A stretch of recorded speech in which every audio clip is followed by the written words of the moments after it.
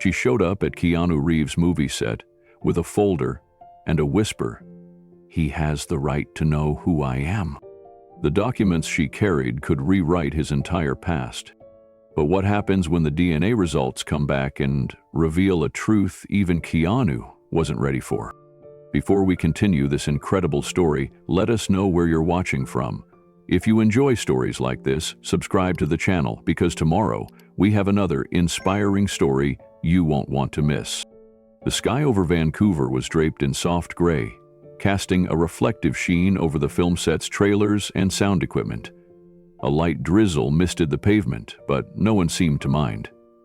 Inside the production lot of a quiet indie film, Keanu Reeves' latest passion project, the pace was relaxed, almost meditative. Between scenes, Keanu had taken his usual route around the perimeter, grabbing a thermos of black coffee and nodding politely to crew members who never quite got used to how approachable he really was. The day was meant to be uneventful, until she arrived. A woman stood outside the production gate, her posture straight but tense, her breath visible in the cool spring air. She looked to be in her early 40s, dressed simply in black slacks and a slate-blue trench coat. Her hands clutched a weathered leather satchel, and her eyes, sharp, tired, resolute, remained fixed on the entrance. Security approached her with the polite firmness of people used to overzealous fans, but she wasn't like the others. No phone held out for a selfie, no autograph book, no fan shirt or trembling excitement. Just a name, a single urgent sentence. "You need to speak with Keanu Reeves privately." The head of security, a tall, seasoned man named Cal, gave her the same weary look he gave a dozen others each month. He gestured toward the lot with a shake of his head. "He's filming today. If it's about a role or a fan letter you can send." "It's not," the woman interrupted gently.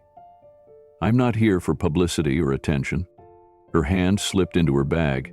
Cal flinched slightly but relaxed when she produced a folder. She held it out, palm up. There was a label across the front in black ink. "Honolulu General Hospital, 1964. I believe I'm his sister." Cal narrowed his eyes, unsure how to respond. The woman looked calm, but there was something in her tone, a sorrowful gravity, a trembling undercurrent, that made him pause. "He has the right to know who I am," she said again, softer this time. From a distance, an assistant director was calling out for the next scene slate. Cal glanced back, then turned to one of the nearby people. "Get Marcus," he said. "Now." Marcus was Keanu's personal assistant. If anyone could make a call on whether this stranger deserved a moment of attention, it was him. Inside the lot, Keanu sat quietly in a folding chair under a canopy, a paperback book open in his hands. His eyes scanned the page, but he wasn't reading. Something about the air felt different. His instincts, always sharp, stirred like a quiet current under still water. Marcus appeared at his side a moment later. "There's someone at the gate," he said. Keanu raised an eyebrow. "He's not asking for an autograph. Says it's personal." Keanu closed the book, his face unreadable. "Let me see the folder," he said quietly. Marcus returned a moment later, carefully carrying the folder like it contained something radioactive. He handed it to Keanu without a word.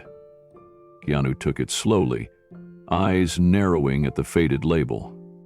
"Honolulu General, 1964. His fingers traced the handwritten words. It was a hospital he vaguely recognized from stories his mother used to tell, places they had lived before things fell apart, before she left Hawaii for Toronto with a young boy, and no idea what the future held. He opened the folder. Inside were scanned documents, carefully organized and numbered. The first page was an aged birth certificate with several lines redacted. The mother's name, though, was clear. Patricia Taylor. His mother. Keanu's hands froze. Behind the certificate were hospital records, dated December 1963 and January 1964, admission notes, discharge forms, and 2 Polaroids clipped to a report. One showed Patricia looking frail but smiling, holding a swaddled newborn. The second showed her outside what looked like a downtown clinic, a man by her side whose face was turned away. Keanu leaned forward slightly, breath shallower now. He turned to the next document, a notarized statement signed in 1980, referencing a sealed adoption and an unnamed intermediary, listed only as SD. The initials meant nothing yet. But something in his gut was twisting. Another photo caught his eye.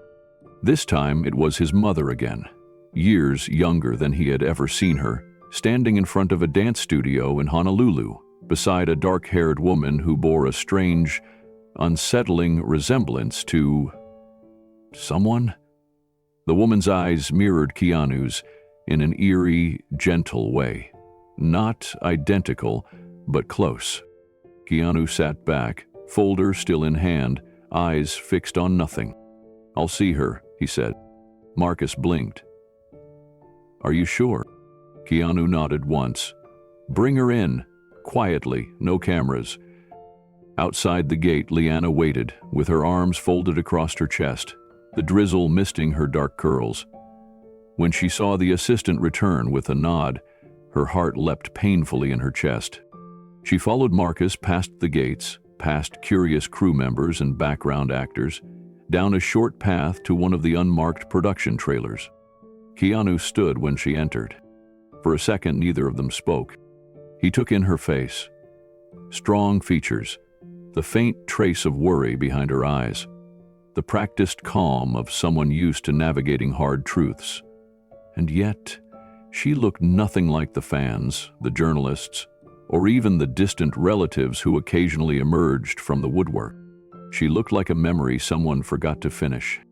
"I'm Keanu," he said. "I know," she whispered. "I'm Liana." He nodded slightly. "You said Liana exhaled. "Yes. I'm sorry to interrupt your day, but I've spent the last year chasing this story. My story. I found that folder after my adoptive parents died. They left it behind, along with one sentence written in my mother's hand." She pulled a smaller envelope from her bag and handed it to him. He unfolded the note. "Your brother's name is Keanu." Keanu read the sentence again, slower this time. There was nothing elaborate in the handwriting, no flourish, no emotion. Just those 6 words, centered on a yellowed piece of stationery. But it hit with the force of a wave breaking over stone. He looked up at Liana. She didn't flinch. She didn't beg. She simply stood there, grounded, as if ready to accept whatever response came next. Acceptance, rejection, disbelief, anything. "I'm not here to make trouble," she said softly. "I'm not here for money or publicity. I have a good life. I am a professor at the University of Washington. I've worked hard. I've never needed anything from anyone. But I do need the truth." Keanu studied her. He could see the exhaustion under her composure, the kind of weariness that came from months of not sleeping, of living with unanswered questions, the kind of pain that never screamed, it just sat in your chest and waited. "I lost both my adoptive parents last year," she continued. "A car crash. After the funeral, I was going through their things when I found the sealed box. Inside were adoption papers from 1964, Honolulu, and other things. Your mother's name was on them. There was even a receipt for medical expenses tied to something called confidential care services. I didn't understand it at first." She paused, glancing down, then back up. "But the more I dug, the more everything led to her and to you."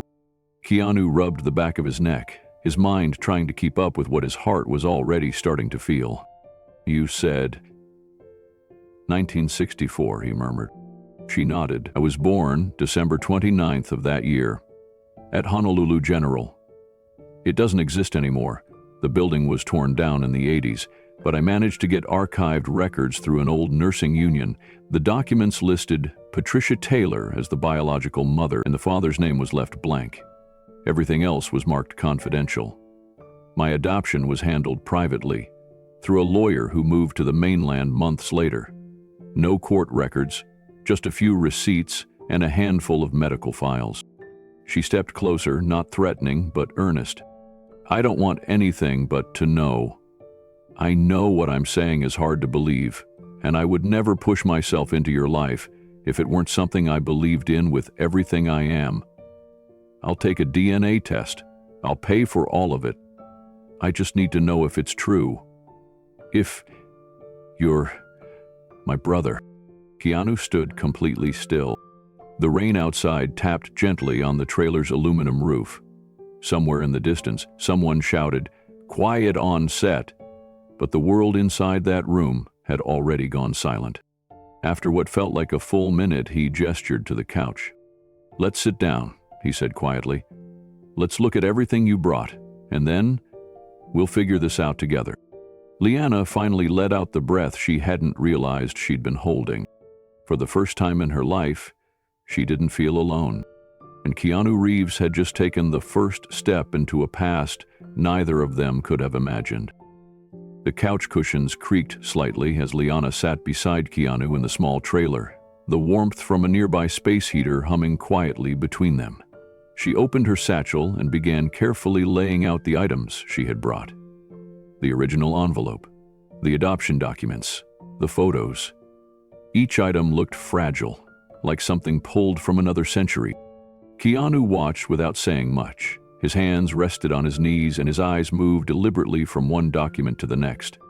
Liana picked up the letter, the one with the words that started everything, and held it for a moment before passing it to him again. "I found that a year ago," she said quietly. "After the accident." Keanu glanced up, prompting her gently to continue. "My adoptive parents, Ruth and Thomas Ellis, were good people, kind, gentle. I never once questioned whether I was loved. I never felt like I was missing something. Until they were gone." She looked down, her voice softer now. "They were driving home from my faculty award banquet. We'd had dinner, taken photos, laughed the whole evening. It was raining hard that night. The truck that hit them lost control, coming off an overpass. They died instantly." A long breath escaped her chest. "I spent the next few weeks numb, just going through motions. Clearing out their house was the hardest part. Everything felt like it still belonged to them. Drawers filled with notebooks, kitchen cabinets with their favorite teas, my father's watch still ticking on the nightstand." Keanu nodded slowly, saying nothing. His silence wasn't distant. It was the kind that made room for the whole truth. "And then," she continued, "in the top of my mother's closet, inside a box of old Christmas decorations, I found a sealed manila envelope. It was labeled with 7 words, 'Open only if we're gone.' I sat on the floor and stared at it for an hour." She smiled faintly, the kind of smile that came with disbelief. "I don't know what I expected, maybe something simple, a letter, a goodbye. But when I finally opened it, it was like the ground shifted beneath me. There were 4 things inside: a certified birth certificate from Honolulu General, a photo of 2 women standing outside a dance studio in Hawaii. One of them I didn't recognize. The other was Patricia Taylor, your mother." Keanu's posture didn't change, but his hand tightened slightly on the paper in his lap. "The last thing inside was a single handwritten note," Liana said. "No signature, no date, just those 6 words. Your brother's name is Keanu." That was the moment I stopped being sure of anything. Keanu sat with the note in his hands, his thumb brushing lightly over the paper's edge. It was old, worn at the corners, as if someone had folded and unfolded it a dozen times before sealing it away for good. He looked up, his expression still calm, but there was something deeper now behind his eyes. Something bracing itself. Liana continued, her tone steady but low. "I stayed up all night trying to make sense of it. The handwriting didn't match either of my parents. It wasn't my mother's style, and my father wrote in a heavier, slanted script. I didn't recognize it, but I knew it wasn't theirs. It felt separate, like someone else had written it for them. Or maybe to them." She paused and then added, The photo bothered me the most. Not in a bad way, just in a way I couldn't explain. I stared at your mother's face, wondering how many times I'd unknowingly seen it over the years. On magazine covers, in articles about you, in online tributes. I thought I was just seeing a celebrity's parent. I didn't realize I was looking at someone who might have given birth to me. Keanu's eyes dropped to the photo again, the one of Patricia outside the studio. He had seen many photos of his mother from her years in Hawaii, but this one was new, different. She looked younger, almost vulnerable, and the woman beside her looked like she was holding something in. A secret, maybe. Or a goodbye. I started tracing everything from there, Liana said. I called the adoption agency listed in my original records, but it had closed in 1989. The building was demolished. I tracked down the law office listed on a payment receipt in the envelope, but the lawyer had passed away 20 years ago. Every door I opened led to a hallway full of locked ones. She glanced at Keanu, her voice tightening. That's when I started searching for the name Patricia Taylor in connection with Hawaii. I wasn't trying to find you. I didn't even think that part was real. I thought maybe it was just a coincidence. Maybe the woman in the photo only looked like your mom. She swallowed hard. But then I found a photo of her with you from the early 90s. Same cheekbones, same stance. I knew. I didn't want to believe it, but I knew. Keanu listened intently, arms folded loosely across his chest. There was no hint of denial in his expression, just a slow, deep processing, like someone watching a wave come in from miles away, knowing it was too big to ignore. So I started reading everything I could, Liana said, about your early life, your family, interviews with your mom, anything that might fill in the blanks. Liana reached into her satchel again and pulled out a small leather notebook, worn at the edges and filled with color-coded tabs. I documented everything. I made a timeline of your mother's movements during the early 1960s. She worked as a showgirl and costume designer in Honolulu in 1963, the year before I was born. There was a small gap in her documented jobs. About 6 months, right when I would have been conceived and born. Keanu leaned forward slightly. And no mention of a child. Liana shook her head. Nothing. Not a single word about being pregnant, giving birth, or placing a child for adoption. I found a few articles from the time that mentioned she had taken time off due to personal matters, but nothing else.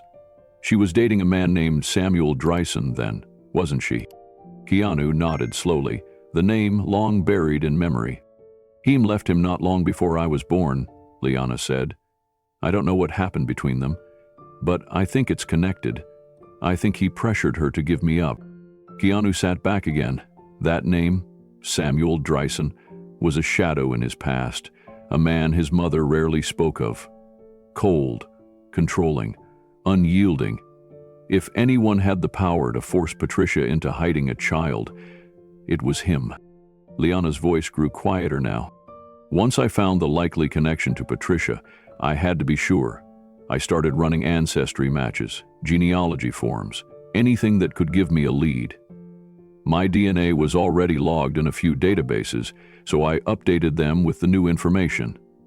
That's when I got a partial match. Distant, but close enough to your mother's side to confirm a genetic link. She looked down for a second, then added, That's when I started thinking the impossible might actually be true. Keanu glanced again at the note in his hand. Your brother's name is Keanu. 6 words. 6 steps across a bridge neither of them knew they were standing on, until now. He didn't say anything for a moment. Then he turned to her again. You said you're a professor? Neurobiology, Liana replied. At the University of Washington. I specialize in language processing and memory. I've spent most of my life studying how the brain stores truth, and how sometimes it hides it. Long silence passed between them. Then Keanu nodded. You're willing to take a... I've already done mine, she said. I can send the data to any lab you trust. Keanu stood up, the decision already forming inside him. All right, let's get one done, quietly. No one else needs to know right now." Liana's eyes welled with relief. After a year of dead ends, half-truths, and maybes, she was finally walking towards something real. She stood too, hands clasped tightly in front of her. "Thank you." Keanu gave a small, steady nod. "If there's even a chance that what you're saying is true," he said, "then I want to know who you are too." The trailer was quiet after Liana left. Keanu sat alone with the folder resting in his lap. The rain had stopped, but the overcast skies clung to the horizon like a question that hadn't been asked yet. He hadn't moved much since she stepped out. Only now did he let his fingers open the folder again. The photograph slid out first. His breath caught. It was her, Patricia, his mother. There was no doubt. She stood at the edge of a brick walkway, a modest building behind her. Her hair was pulled back, her blouse gently stretched over a clearly pregnant belly. Her hand rested protectively across her stomach. She was smiling, but not the way she smiled in family pictures, not the way she looked in red carpet snapshots or at holiday gatherings. This smile was soft, private, vulnerable. Next to her stood another woman. She was dressed in a nurse's uniform, her expression hard to read. But Keanu couldn't take his eyes off the way she was holding Patricia's elbow, steadying her, supporting her. Keanu had never seen this photo before, not once in the dozens of photo albums and shoeboxes of memories his mother left behind, and yet it was real. He could feel it. He reached deeper into the folder and pulled out the birth certificate. Patricia Taylor, listed as the biological mother. No name in the father line. The child born December 29, 1964, a baby girl, adopted 6 days later. He ran a hand over his face and leaned back. If this was real, then it changed everything. He had never known his mother to speak of another child, ever. There were no whispers, no family gossip, no fragments of conversation that hinted at a daughter given up. But here it was, paper, ink, photographs. And a woman named Liana who seemed too grounded, too detailed, too honest to be lying. Keanu stared again at the photo. He must have been born about a year later, in September 1964, which meant his mother had carried Liana, given birth to her, placed her for adoption, and somehow kept going as if it had never happened. He tried to picture it. Patricia, just 20 at the time, alone in Honolulu, likely scared, perhaps pressured by someone. Maybe that man, Samuel Drayson, maybe someone else entirely. Could she have believed it was the only option? And why keep it secret for the rest of her life? Keanu didn't feel anger. Not yet. What he felt was a gentle ache, a hollow space opening in the shape of a sister he never knew he might have had. The questions began to pile in his chest, quiet and steady. Why didn't she tell me? Did she ever try to find Liana again? Did she regret it? He looked up slowly at the closed door, where Liana had stood just minutes earlier. Then he picked up his phone. It was time to meet her again. The next morning, the production schedule had shifted due to weather. That gave Keanu something rare: time. He took a quiet ride across town in an unmarked SUV, his baseball cap low and his hoodie drawn up just enough to stay invisible. He wasn't being followed. No one knew about Liana. And he wanted it to stay that way. She was waiting at a small cafe tucked between a bookstore and a laundromat on a side street in Kitsilano. It was modest, quiet, with large windows and soft music playing inside. Keanu stepped in and spotted her immediately. She hadn't touched her coffee. Her hands were wrapped around the cup like she was trying to steady herself with the warmth. When she looked up and saw him, she gave a small nod. Not eager, not anxious, just steady. Keanu sat down across from her. Neither of them spoke right away. "I wanted to see you again," he said after a long moment. Liana nodded, a mix of relief and hesitation in her expression. "Thank you for coming." Keanu reached into his jacket and pulled out the photograph, the one with Patricia. He laid it gently on the table between them. "She was pregnant," he said. "That much is clear." Liana looked down at it. That's what I couldn't stop looking at, her face. Keanu nodded. She didn't smile like that often, not unless she felt safe. The moment lingered. I went through everything again last night, he said. I reread your documents. I looked at the records. And I think there's something real here. I don't know what it all means yet, but I want to find out. Liana exhaled, her hands slowly relaxing around the coffee mug. I do too, she said. Even if we find out we're only half siblings, or even just a distant connection, I still want to know the truth. Keanu nodded. We'll get the DNA test started this week, quietly. I have a doctor I trust who'll handle everything off the radar. Liana looked like she wanted to say something more, but instead she reached into her coat pocket and pulled out another photo. This is the only picture I have of myself as a baby, she said. I brought it in case it helped. I don't know if it'll mean anything to you. She slid it across the table. Keanu looked at the image. A tiny baby wrapped in a pale blanket, eyes closed, cheeks soft and full. A hand rested gently on her shoulder. Feminine, long fingers. A ring with a pale blue stone. He looked closer. He remembered that ring. It was the one his mother wore the day he graduated from high school. Keanu's breath caught as he stared at the ring. It wasn't just similar. It was the same. Pale blue, set in a delicate silver band. His mother used to wear it when she dressed up for special occasions. He remembered seeing it in old photos, then again during his early teens, and finally on her hand the night she hugged him after his first big film premiere. His voice came low. That's her ring.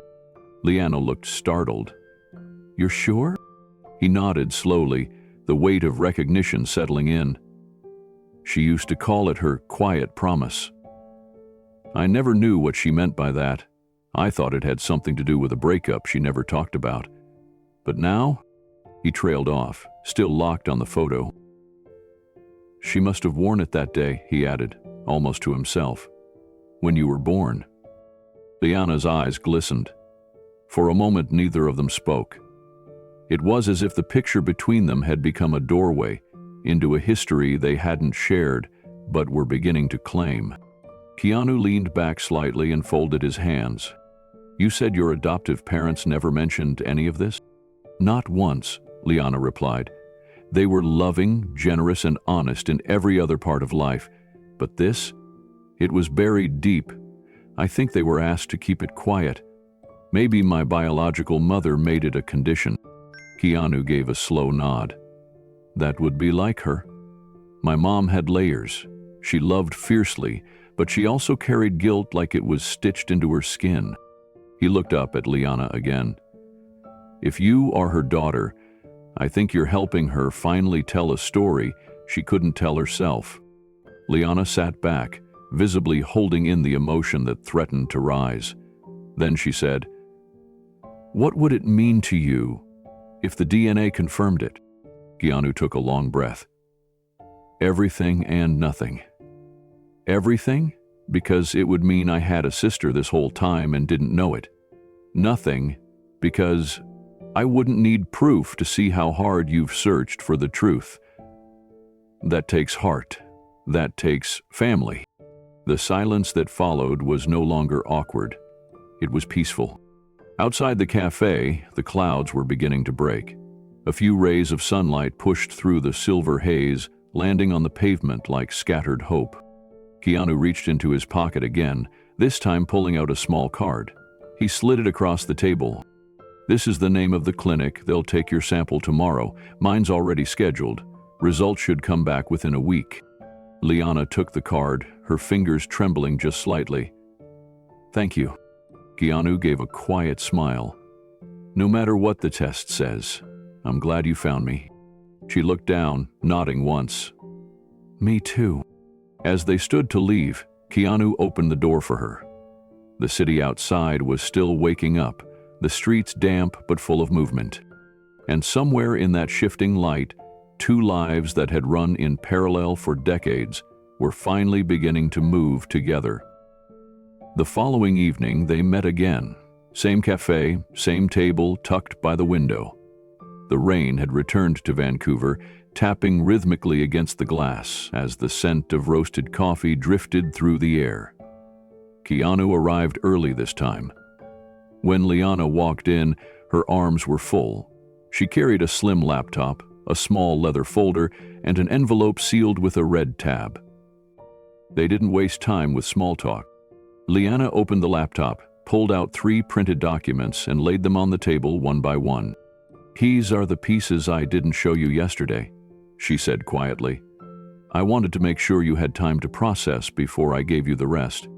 Keanu leaned forward, eyes narrowing slightly as he studied the first document.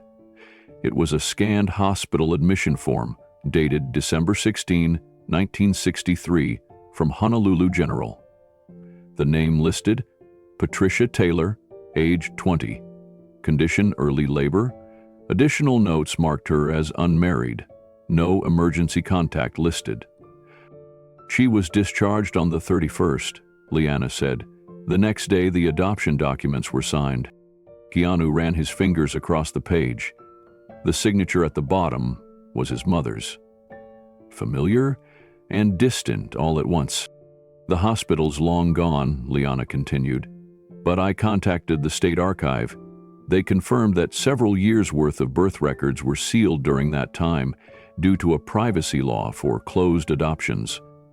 But I found something buried in the public budget ledgers." She flipped to the second document.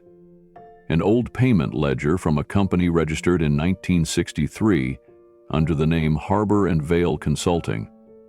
The amount was modest, listed as a personal transfer for housing and medical consultation. The payment date: December 28, 1963. Keanu tilted his head. "That name, Harbor and Vale, it's familiar." Liana tapped the top of the page. "I thought so too, until I traced the company's history. It doesn't exist anymore, but the founder listed on the original tax filing was Samuel Dreisen, your mother's former partner, the man she left just months before you were born." Keanu's jaw tightened slightly. The name had surfaced too many times in recent days. Himself set up the company, used it to fund private medical costs, and shut it down less than a year later, Liana said. "I think he pressured her to give up the baby, then erased every trace of it." She opened the final folder. Inside, 2 photographs. One of Patricia, already seen. The other, a grainy copy of a ledger showing a payment to an adoption intermediary signed with the initials SD. Keanu closed his eyes for a long moment. Then he looked at her. "You don't want anything from me, do you?" Liana shook her head, her voice steady. "I'm not here for money. Or recognition. I didn't even want to tell anyone I'd contacted you. I just needed to know, and I hoped, if it were true, maybe I could meet the brother I never got to know." Keanu sat back, letting the weight of it all settle in. His gaze shifted between the documents and Liana's steady, composed face. She had no trace of performance in her tone. No dramatics. Just quiet resolve. "This was never supposed to be a story," Liana said, her hands folded now. "I didn't even tell my closest friend what I'd discovered until a month ago. I've kept it to myself for nearly a year. I knew if this ever got out, people would twist it. Reporters, social media. I didn't want to be seen as someone trying to attach herself to a celebrity." Keanu nodded. "That's what I was afraid of too." He looked down at the photo of Patricia again, trying to connect the image of his mother, calm and pregnant, vulnerable and smiling, with the mother he remembered. Loving, but guarded. Generous, but always keeping something behind her eyes. "This, Samuel," Keanu said slowly. "He wasn't a kind man. I remember being around him when I was very little. My mom rarely spoke about him, but I always had the feeling he left a scar." Liana nodded. "Everything I've found suggests he was careful, strategic. He didn't want Patricia's pregnancy to be public. And once the adoption was handled, he disappeared from the records completely. The consulting firm vanished. The lawyer who filed the adoption retired and moved to Nevada. It's like they scrubbed it clean. Keanu tapped the table lightly with one finger, his mind ticking. Scared, or 20, he murmured. Scared, alone, maybe manipulated, Liana added, and likely told it was the only choice. The silence stretched between them again, but this time it didn't feel cold. It felt like something sacred was taking shape. Keanu reached for the birth certificate one more time, looking closely at the typed lines. No father listed. Patricia's signature again. A timestamp. December 29th, 1963. His own birthday was just 9 months later. It made sense now. Why she disappeared from the dance scene for almost a year. Why she returned thinner, quieter, more guarded than before. She had carried the secret of Liana with her all that time, and then went on to raise another child, without ever revealing what came before. Liana broke the silence with a simple question. Do you believe me? Keanu's eyes rose to meet hers. I believe the truth is sitting right in front of me. Whether or not the DNA confirms it, I can feel it. In the photo, in what you've shown me, and in what my gut is telling me. He paused, then added, but we'll do the test. We owe it to both our stories to be sure. Liana didn't smile. Exactly. It was something softer than that, a kind of quiet gratitude that didn't need to be spoken. The two sat in stillness for a moment longer. Then Keanu reached into his jacket and pulled out a folded paper, his signed consent form for the DNA test. He placed it gently on the table between them. I asked the clinic to expedite the results, he said. We should hear something in less than a week. Liana nodded, her voice steady. I appreciate you trusting me with this. I know it's not easy. Keanu gave a quiet laugh, more breath than sound. Easy isn't the word I'd use, but something about this feels necessary, like it was waiting to be found. Liana folded the papers back into her folder with care, then looked up. Can I ask you something personal? Of course. Do you ever feel like you've forgotten something or someone? Like there was a presence missing, but you couldn't quite name it?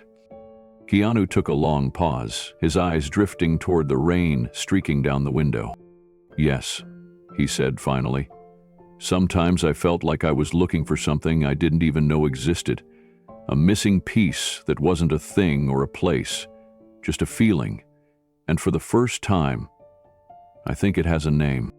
She swallowed hard at that, visibly moved. Armstrong said, I'm not trying to fill some space in your life, Liana said softly. But if the DNA confirms what we suspect, I'd like to be part of yours. In whatever way makes sense. Keanu looked at her, steady and calm. If we're family, then we already are. They rose together, both instinctively moving toward the door like a quiet understanding had been reached. As Keanu held it open for her again, Liana paused, her hand on the frame.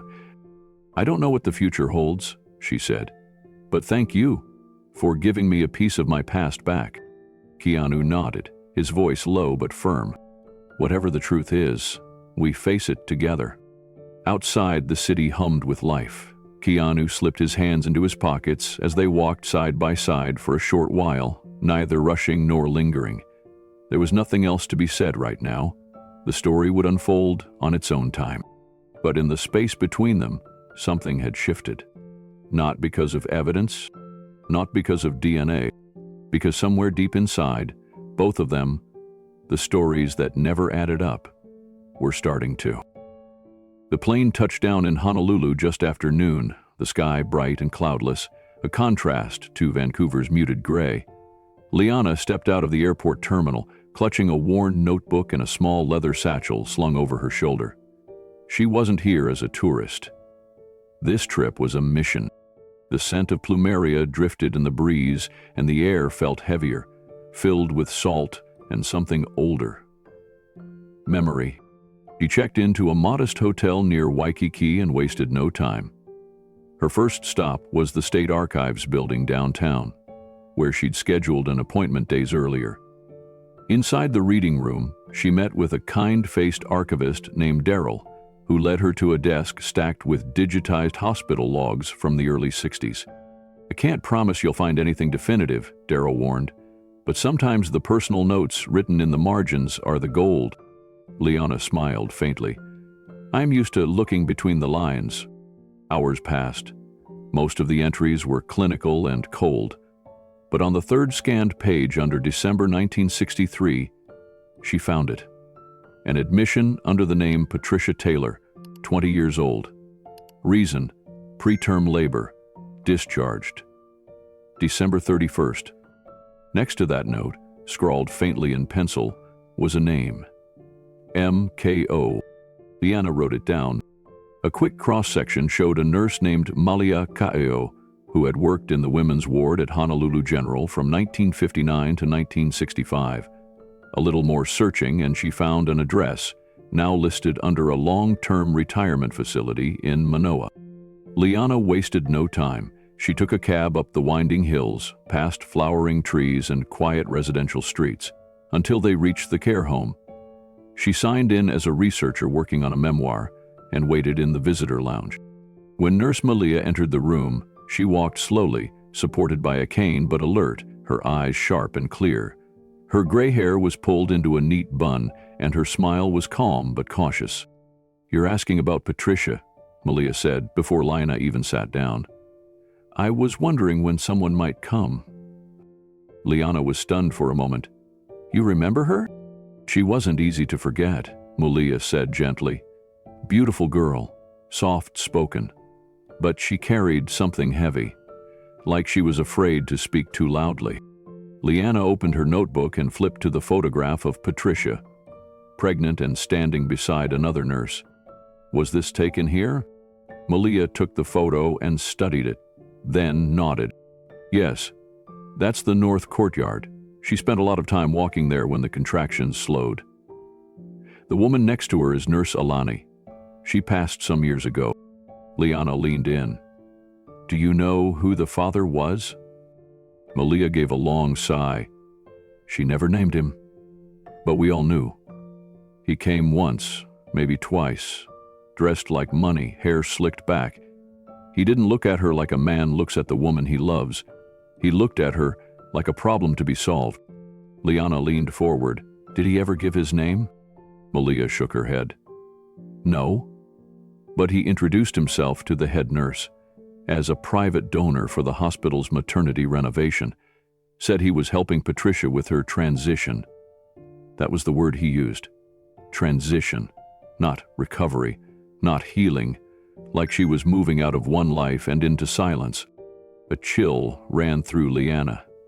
"Do you remember what he looked like?"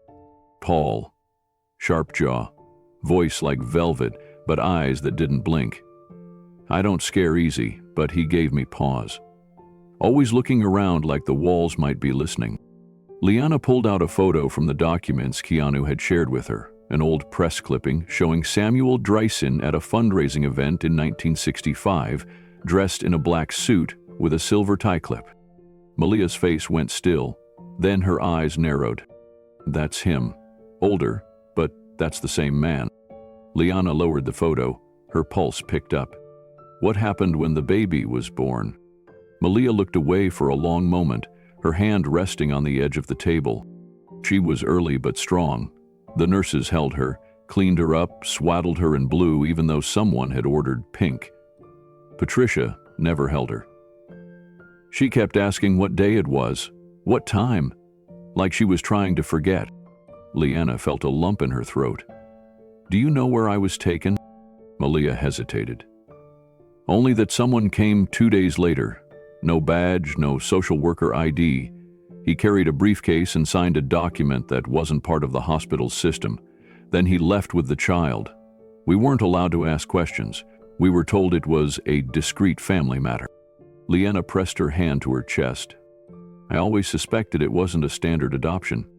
Malia leaned closer. "I kept one thing," she said. "I wasn't supposed to, but something about Patricia broke my heart." She opened her purse and carefully pulled out a folded paper, stained with time.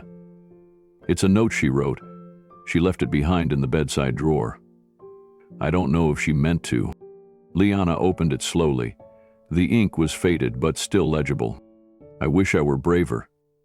I wish I could hold you and keep you safe. But I am young and I am afraid. If you ever find this, please know it wasn't because I didn't love you. It was because I wasn't allowed to. The signature was faint, but it was there. Patricia Taylor? Liana's eyes welled with tears. She held the paper close, her breath shallow. For the first time, she felt something real reach across the void of decades. Not facts, not records. A voice. She didn't abandon me, she whispered. She was forced to. Malia nodded solemnly. She cried for hours after they took you. But by morning, she was gone. The sky outside the care home had begun to shift into late afternoon gold. Liana stepped out with the note pressed carefully between the pages of her notebook. The breeze carried the scent of sea salt and gardenia, and yet none of it registered. Her thoughts were far from the island's beauty.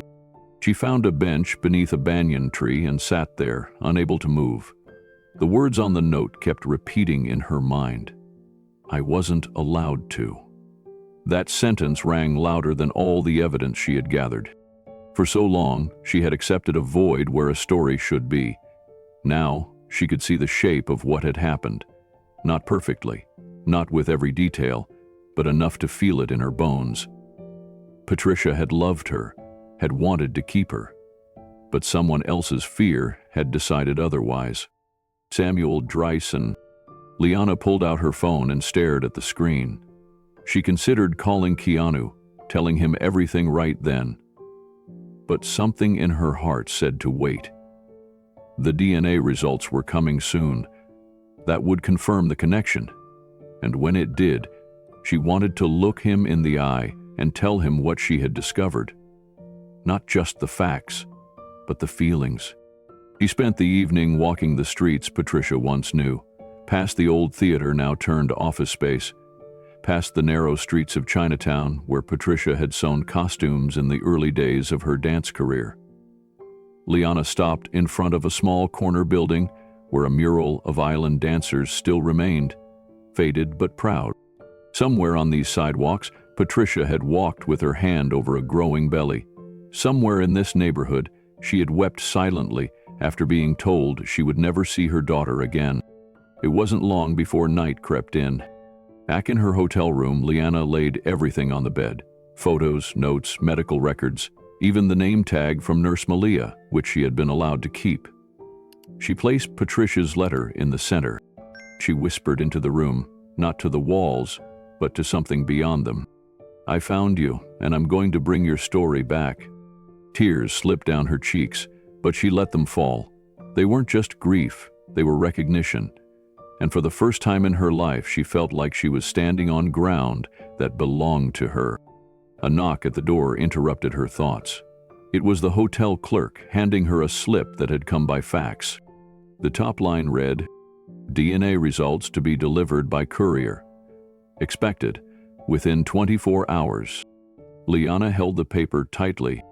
The truth was on its way. And whatever it said, the secrets of the island had already rewritten the shape of her soul. The first test result arrived quietly in a sealed white envelope, delivered by hand to Keanu's private mailbox in Los Angeles. He didn't open it right away. Instead, he left it on the counter and made himself a cup of tea, as if the ritual might somehow slow down the weight pressing on his chest. Across the country, 2 other labs were still processing their samples, one in Chicago, one in Toronto. It was all part of a strategy suggested by his lawyer. Submit DNA to 3 trusted institutions under pseudonyms, staggered days apart. It minimized the risk of leaks and ensured that any result could be cross-verified. But not even the best plans could stop what happened next. Liana's phone buzzed around noon the same day, just after she returned to Seattle. Her screen flashed dozens of notifications. Some were from friends, others from numbers she didn't recognize. She clicked the first one. It was a forwarded screenshot from a celebrity gossip site. The headline read, "Mysterious woman claims to be Keanu Reeves' long-lost sister. Insider says he's taking it seriously." Liana's stomach dropped. She tapped into her browser. Within minutes, she found 4 more headlines. 2 tabloids, 1 gossip blog, and a viral post on a popular entertainment forum. The worst part was that someone had posted a blurry photo of her walking beside Keanu in Vancouver. They'd been careful, but clearly, someone had been watching. Her phone rang. It was Keanu's assistant, Daniel. "We're handling it," he said calmly. "You're not in danger, but we do recommend you don't leave your place for a couple of days. We've contacted the major outlets. Legal has already issued cease and desist letters, but we can't stop the speculation completely." Liana sat on the edge of her couch, stunned. "I never told anyone. How did this even happen?" "We think it was a staffer at one of the clinics," Daniel said. "Nothing confirmed yet, but someone recognized Keanu's name on one of the intake documents. Probably pieced together the timing. We're investigating quietly, but for now, just breathe." She thanked him and hung up. But breathing felt hard. Every minute brought new messages, people she hadn't spoken to in years, journalists fishing for quotes. Some commenters online were cruel, accusing her of being an opportunist. Others were sympathetic. But it didn't matter. She wasn't prepared to become a headline. That evening, Keanu called. "I'm so sorry," he said gently. "This wasn't supposed to happen." "I know," she whispered. I don't know what to do." "You don't have to do anything," he replied. "Just stay grounded. Don't respond to anything. We'll get through this. Together." The sound of his voice steadied her. "Did your results come in?" she asked quietly. "Home envelope. It's still sealed. I'm waiting on the others." She nodded, even though he couldn't see her. "I haven't opened mine either." "Then let's wait together," he said. "Just a little longer." The next 2 days were a blur of restraint. Liana stayed inside, curtains drawn. She muted every notification, deleted the social media apps from her phone, and kept the television off. But that didn't stop the noise from reaching her. Friends texted, old professors emailed. Even a student from one of her past seminars sent a message that simply read, "Is it true?" Keanu's team worked fast. His lawyer issued a statement to the press denying any confirmation of familial ties. No names were shared, no details revealed. It was vague by design, offering just enough truth to dampen speculation. But not everyone was convinced. A podcast host dissected her background, noting her degrees and university position. A YouTube gossip channel uploaded a side-by-side photo comparison of Liana and Keanu at similar ages. It was speculative, unscientific, but compelling enough to draw hundreds of thousands of views. And beneath it all, the question kept growing louder. What if it was true? For Keanu, the headlines were nothing new. His life had always been under a lens. But this felt different. This wasn't about a project or a relationship. This was about his mother, his blood, his history. He stayed silent publicly. No interviews, no statements. Instead, he doubled down on privacy, staying off set for a few days, asking friends not to comment, and focusing on what mattered, the truth. One morning, Daniel knocked on Keanu's trailer door and handed him the second envelope. "This just came in, from Chicago, still sealed. We triple-checked the chain of custody." Keanu took it without a word, adding it beside the first one. Later that evening, he lit a candle in his home study. It wasn't a ritual, just a small act of quiet. He sat at the desk and looked at the 2 envelopes. On the outside, they were nothing, just white paper, adhesive, and ink. But inside was an answer that could alter the meaning of his entire life. He didn't open them. Not yet. Across the water in Seattle, Liana did the same. She received her second envelope on the same day and placed it beside the first. 2 small truths waiting in silence. In those quiet hours, memories began to surface for both of them. For Keanu, it was the image of his mother humming in the kitchen. For Liana, it was the memory of brushing her mother's hair, asking questions that were never fully answered. The past wasn't quiet anymore. It was knocking. Then, as if by design, the third envelope arrived for both of them the following afternoon.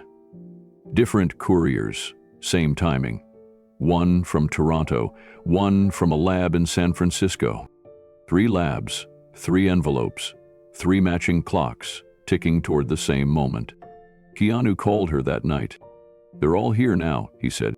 Liana was silent for a beat, then, "Mine too." He paused, then spoke the words they were both thinking. "Are you ready to know?" Liana closed her eyes and took a deep breath. "Yes, but I don't want to read them alone." Keanu hesitated only a moment. "Then I'll come to you." It was nearly midnight, but the decision was made. Keanu booked a private flight from Burbank to Seattle, set to depart at dawn. His assistant arranged the transport bypassing major terminals.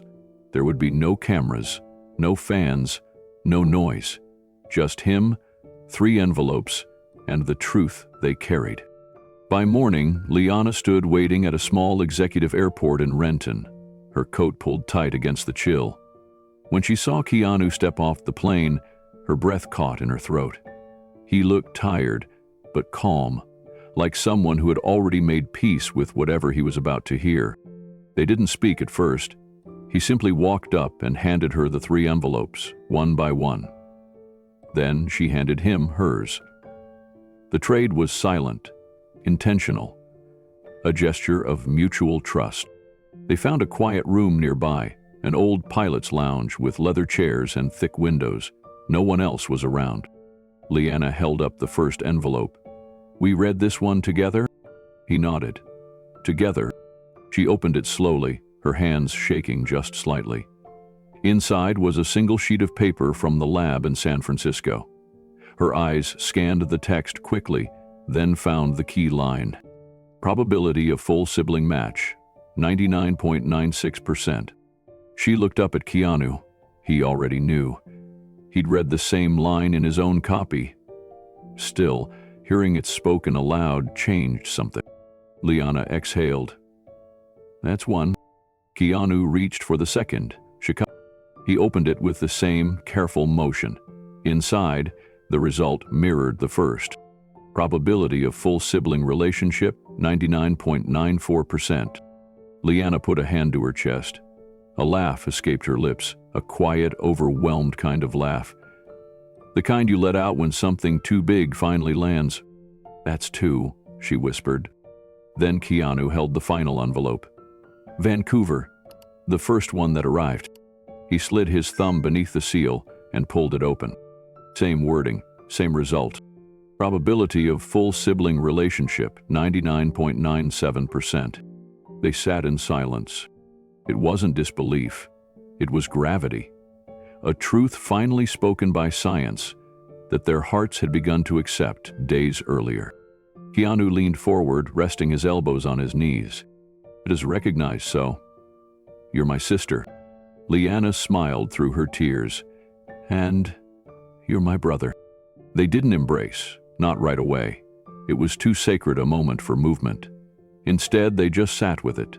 2 people who had lived parallel lives now united by the strands of blood and fate. Outside, the sun broke through the clouds, lighting the room in soft gold. Liana looked out the window, her voice steady now. "We weren't lost, just waiting." Keanu nodded. "And now, we begin." The day after the DNA results confirmed the truth, Keanu flew to the English countryside. There was one person left who might fill in the pieces no record could explain. Margot Ellison lived in a small stone cottage near Devon, tucked behind fields of sheep and apple orchards. She had once been Patricia Taylor's closest confidant. They met in their early 20s as costume designers for a traveling ballet company, and even after life pulled them in different directions, they kept in touch through postcards and Christmas calls. Keanu hadn't spoken to her in years. He stood at her front door holding a photo in one hand. His mother at 21, arm in arm with Margot, both laughing under a paper lantern at some forgotten party, The joy on their faces made the silence between them now feel heavier. The door creaked open slowly. Margot appeared, thinner than he remembered, with silver hair pinned neatly and eyes that still sparkled with quiet mischief. "Keanu," she said softly. "It's been a long time." He nodded, his voice low. "Too long." She stepped aside to let him in, her cane tapping against the wooden floor as she led him into a sitting room filled with fading floral upholstery and the scent of lavender tea. "I was wondering if you'd come," she said once they were seated, "after the news started swirling online." Keanu raised an eyebrow. "You've seen it?" "I may live in the country, but I'm not buried under a rock," she replied, half smiling. "The internet has a way of reaching even here, but I didn't need headlines to know something was coming. I could feel it." He placed the photo on the table between them. "I need to ask you something, Margot. About my mother, about the years before I was born." Margot's smile faded. She reached for the photograph, running her fingers gently along its edge. Patricia always carried more than she let on. She had light in her, but also weight. Especially after Hawaii. Keanu's heart tightened. So it's true. She was there. She was, Margot said. For a while. Working in Honolulu, making costumes for a local theater. She didn't talk about it often, but when she returned to England, she wasn't the same. Keanu leaned in. "Did she ever mention a child before me?" Margot didn't answer right away. She reached for the teapot and poured them each a cup, as if the warmth might make the truth easier to deliver. Then she looked at him, eyes full of years and sorrow. "She did. Once, late one night. We'd had too much wine and were reminiscing about old mistakes. She got quiet. Then she said, 'I lost a daughter before Keanu, not to death, but to silence.'" Keanu sat still, not blinking. "And when I asked what she meant," Margot continued, "she just shook her head and said I wasn't strong enough to fight him." Keanu's fingers tightened slightly around his teacup. "She meant Samuel, didn't she?" Margot nodded slowly. "Yes, Samuel Dryson, your stepfather. He came later, after you were born, but Patricia had already known him back then. He had influence, money, and secrets. She told me once that Samuel always had ways of making things disappear." Keanu leaned back, his breath steadied. The name had haunted so many corners of his childhood without explanation. Cold glances, closed doors, sudden moves. Samuel wasn't always cruel in the obvious way. He was something else. Calculated, controlled. Margot sighed and looked out the window. She was so young, Keanu, barely more than a girl herself. She had dreams of the stage, a child on the way, and a man who promised to help her, but help meant obedience. And Patricia? She wasn't ready to fight. Keanu looked up. "Did she ever say what happened to the baby?" Margot's eyes dimmed. "No, just that one line. Not to death, but to silence. And once when she thought I was asleep, I heard her praying. She said, 'Forgive me for letting her go. Forgive me for surviving while she vanished.' That was the last time I heard her mention it." The room went still. Keanu's voice was low, full of thought. "She lived with that her whole life." "She met," Margot whispered. "And I think, when you were born, it healed something in her. But it didn't erase the past." He took a long breath, then reached into his coat and retrieved one of the DNA envelopes. He placed it on the table, beside the photo. "She didn't lose that daughter to silence," he said. "Not forever." Margot blinked, taking in the envelope the weight of his words. "You've found her." Keanu nodded once. "She's a professor in Seattle. Her name's Leanna, and she's remarkable." Margot's hand trembled slightly as she reached for the photo again. Patricia would have wanted this. She would have been terrified of it, but she would have wanted it. Keanu's jaw tensed. Do you think she would have told me eventually? I don't know, Margot said. Some truths come with so much shame they bury themselves. Patricia wasn't a coward, Keanu. She was a survivor. But survivors sometimes confuse silence with protection. He stood, pacing the small room. I used to wonder why she looked so far away sometimes, even when she was holding me. Like part of her was always waiting for something. Margot wiped at her eyes. She was, and now, after all this time, it's finally here. They sat together for a long while.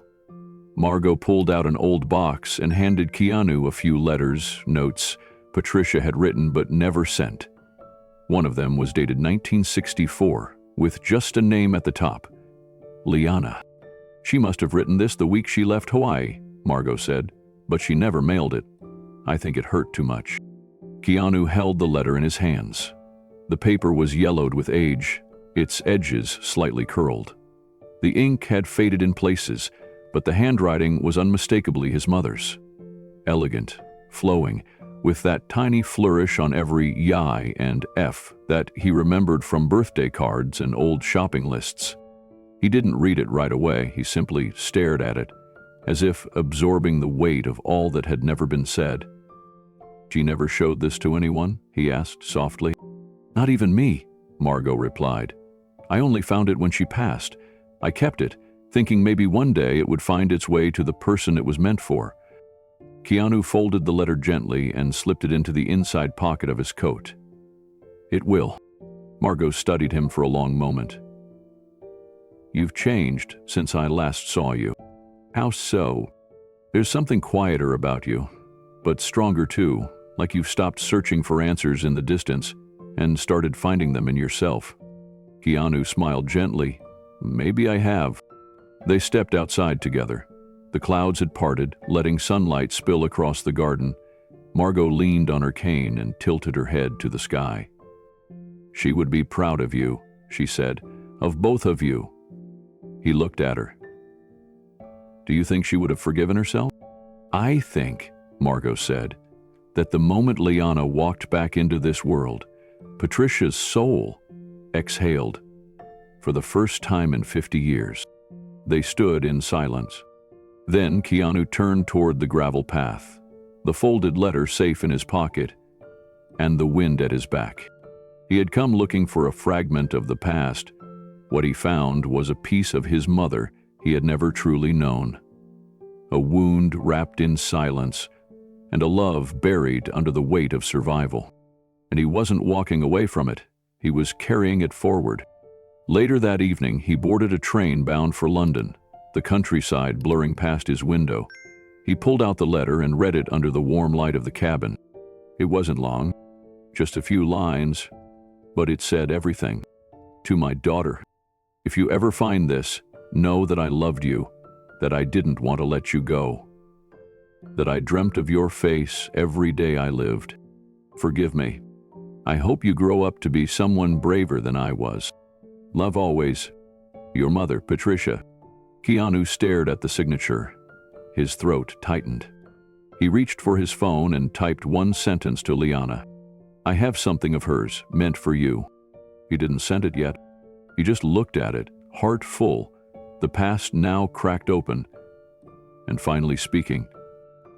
It started with a headline in bold red font, posted quietly in the early hours of a Thursday morning. Keanu Reeves has a secret sister? DNA results and family letters suggest so. At first, it looked like another fabricated story, celebrity gossip designed to stir clicks. But within an hour, the article had been shared more than 20,000 times.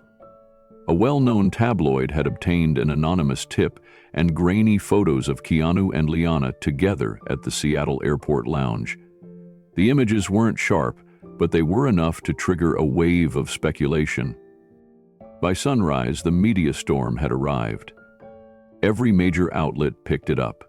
Talk shows debated the rumor, podcasts speculated on motives, social media was flooded with the hashtag Keanu's sister. Some dismissed the story as attention-seeking, others defended Liana fiercely, pointing to her career as a respected professor and her year-long silence on the matter. Liana sat frozen in her small apartment, watching the story unfold like a movie she had no control over. Her inbox overflowed. Her phone wouldn't stop buzzing. Students from her university began emailing with questions. Journalists camped outside her building by noon. She called Keanu in a panic. "Keanu, it's everywhere. I didn't tell anyone, I swear." "I know," he said gently. "This wasn't you. We've already traced it back. Someone at the Vancouver clinic leaked it. We're dealing with it." Her voice cracked. "They're calling me a fraud, a fake, saying I staged the whole thing." "Abely, don't know you," he replied. "But I do, and I'm not going to let them turn this into something ugly." There was a long pause. Then he said quietly, "It's time I said something."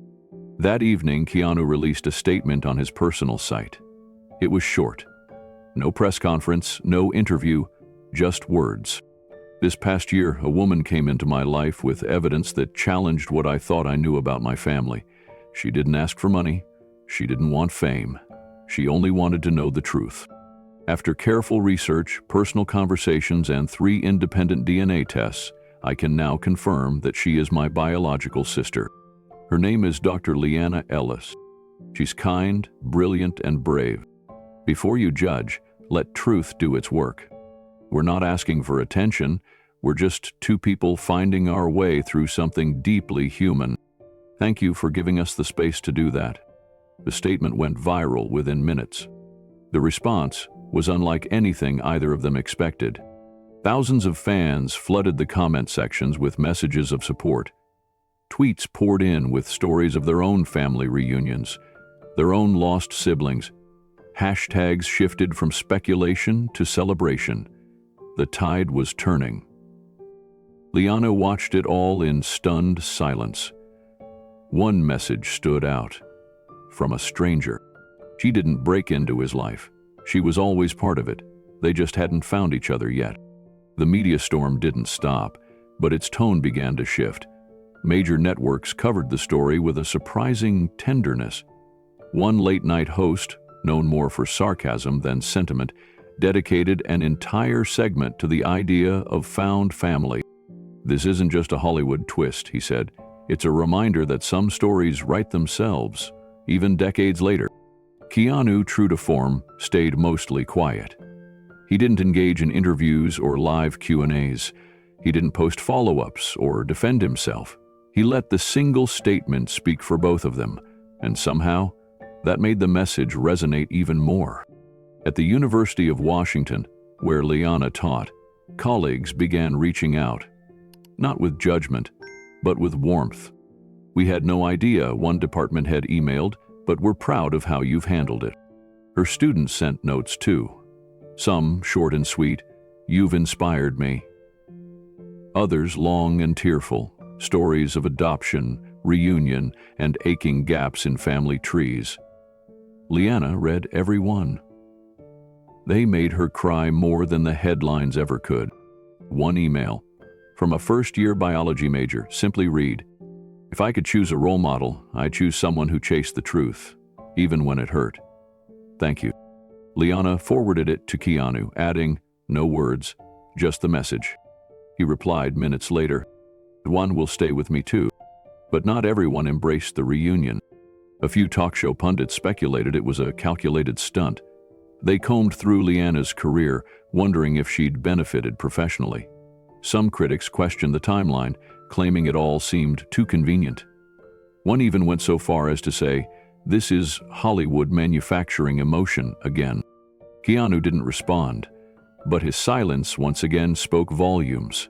It wasn't retreat, it was restraint, and audiences noticed. An editorial in a leading news magazine called it one of the rare cases where humanity outshined narrative. They wrote, "Keanu Reeves has always lived on the edges of Hollywood.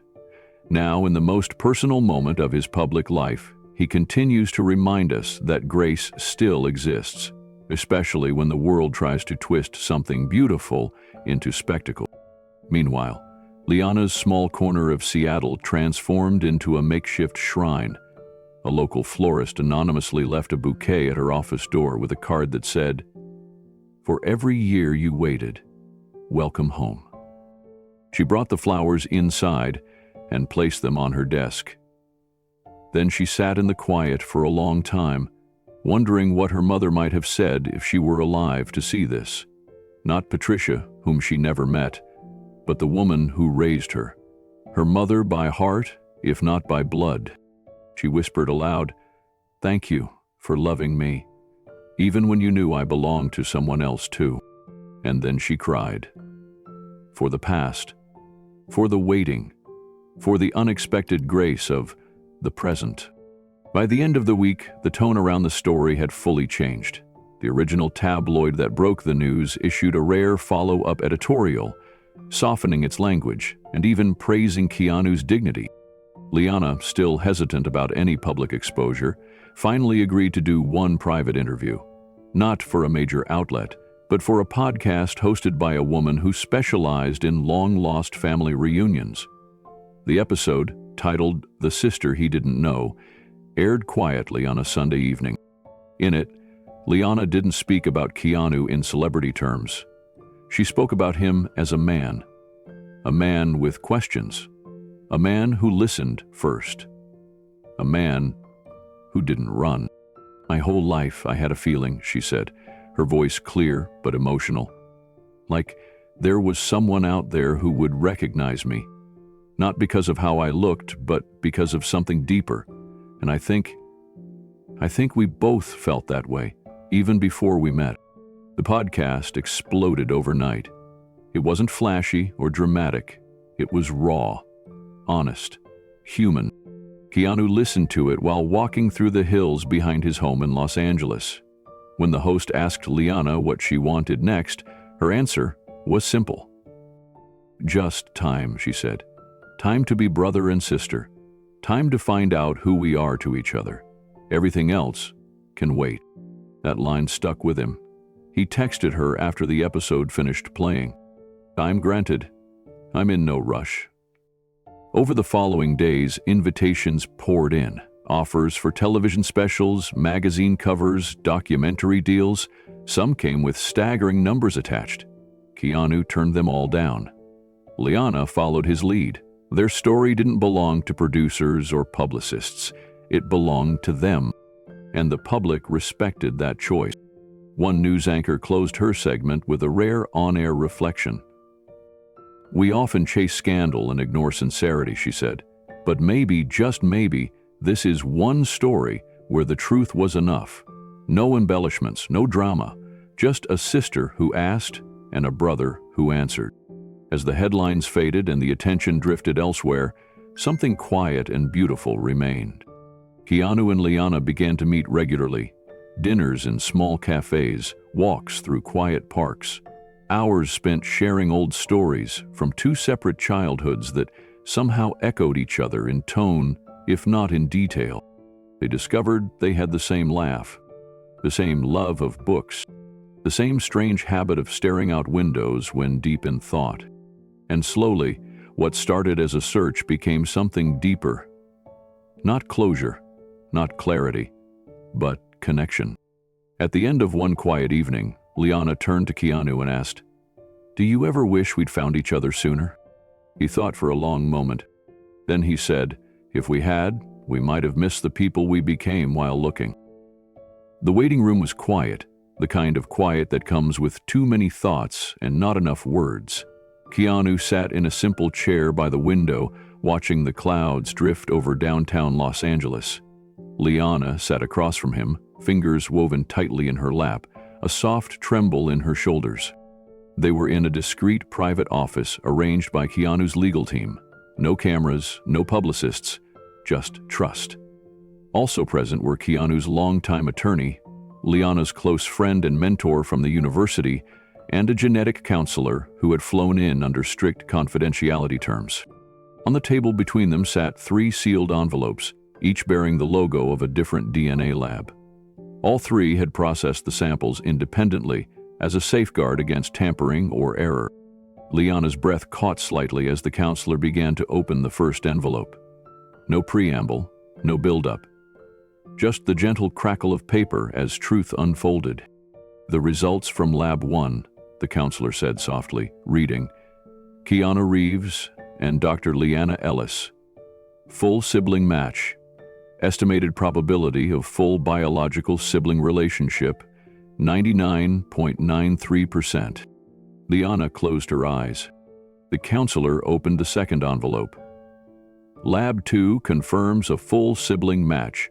Probability, 99.91%. Keanu blinked but said nothing. His jaw tightened just slightly. The final envelope was opened. The same words repeated once again. 3 results. 3 full matches. It was official. Not half-siblings. Not cousins. Not a distant fluke. They shared both biological parents, Patricia Taylor and a man listed only as Samuel D. Liana's breath gave out. It wasn't a sob. It was the sound of years collapsing at once. She covered her face with her hands as tears streamed down, her shoulders shaking as a weight she had carried her whole life was finally, impossibly, set down. Keanu didn't move at first. He stared at the counselor, then at the papers now resting silently on the table.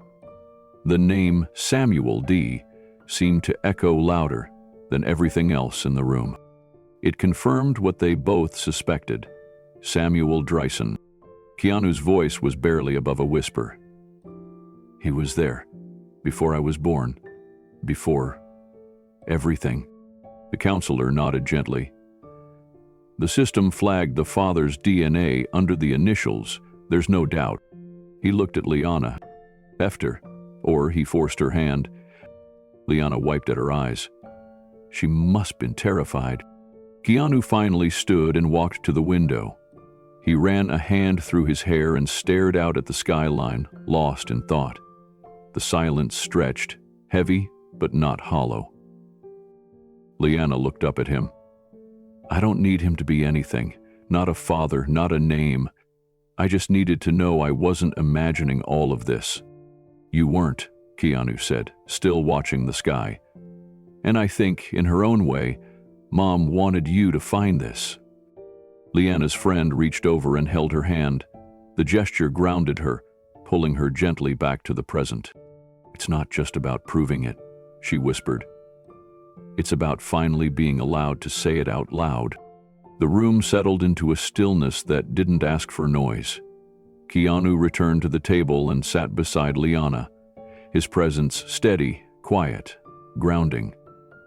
He didn't try to fill the silence with cliches or platitudes. He simply placed one hand gently on her shoulder. For Liana, the years of searching had been like chasing ghosts. Her adoptive parents, kind as they were, had left behind no answers, just questions sealed in boxes. Now she had a name, a brother, a connection, and even though it was overwhelming, it was real. Keanu finally spoke again. It changes everything, and nothing. Liana looked at him, eyes red but focused. I know what you mean, she said. We were always who we were. But now there's a shape to it, a thread. He nodded. And the thread leads here. Their lawyer gently cleared his throat. We'll make sure everything remains protected. The media's already hungry for a follow-up, but nothing goes public unless you both want it to. Liana exhaled. I don't care what they say anymore. I got what I came for. Not fame, not attention, just truth. Keanu smiled faintly. Then we protect that truth. Together. The counselor gathered the papers and offered each of them a copy in a sealed envelope. I'll leave you with these. You can take whatever time you need. The others quietly excused themselves, one by one, until only Keanu and Liana remained. For a long time, neither of them moved. Liana finally reached for her copy of the results and opened it. She stared at the page. Black ink on white paper, spelling out what her heart had suspected long before science confirmed it. I used to imagine this moment, she said softly. 1,000 ways. Sometimes I thought it would feel like fireworks. But it doesn't. What does it feel like? Keanu asked. She smiled through her tears. Like a door quietly opening, one that's been locked since the day I was born. Keanu nodded. And what do you see on the other side? She looked at him. You. That simple word hit deeper than anything else said that day. They stood together, slowly, instinctively. He reached out, and she didn't hesitate. They embraced, not as strangers cautiously hoping, but as siblings finally knowing. In that moment, the years of silence didn't vanish, but they lost their sting. The ache of the unknown gave way to the fullness of recognition. Later that night, Liana sat alone with the documents spread out before her. She lit a single candle beside it, not for show or ceremony, but for memory. For the girl she once was, waiting quietly in a world that didn't yet have answers. And Keanu, back in his own home, placed his copy inside the letter Patricia had once written. He sealed them together in a small leather pouch and tucked it into the top drawer of his desk. He didn't need to see it every day, but knowing it was there meant everything. Truth, after all, didn't have to be loud to be powerful. Sometimes it only had to be real. The trunk was old, wrapped in a faded canvas sheet and tucked in the back of Patricia's former storage unit in Los Angeles. Keanu hadn't opened it in years. It had once belonged to his mother, filled with costumes, scraps of fabric, vintage photos, and handwritten notes from her early days as a costume designer and dancer. But this time, something told him to dig deeper. After Liana left town to regroup with her academic team, Keanu took a quiet day to himself. He needed space, time to think, time to reflect on the weight of what they'd uncovered. He opened the trunk slowly, the metal hinges creaking like an old memory resisting the light. At first, it looked like nothing new, just old theater sketches and letters Patricia had received from colleagues over the years. But buried beneath a stack of vintage Vogue magazines and a crushed feather boa was a leather-bound folio, brittle with age. Inside were letters, dozens of them. Most were drafts, some addressed to friends long past, a few to Keanu. Some were unfinished, others read like diary entries. But near the bottom, wrapped in tissue, was a single envelope. The ink had faded, but the handwriting was unmistakable. It read, "To the daughter I couldn't keep." Keanu's breath caught. He sat down on the floor and carefully unfolded the letter. "I don't know if you'll ever read this. Maybe it's too late already. Maybe life has taken you far from me, in ways I'll never understand. But I need to write this, if only to tell the truth somewhere. You were born in a storm of fear and silence. I was 20, alone, pressured. Samuel said no one would accept me if they knew, not in the work I was doing, not with the dreams I had. He said it was temporary, that we'd find a way. But I never saw you again. The agency never returned my calls. He vanished soon after. I begged to keep you, but my name was never even added to the final birth certificate.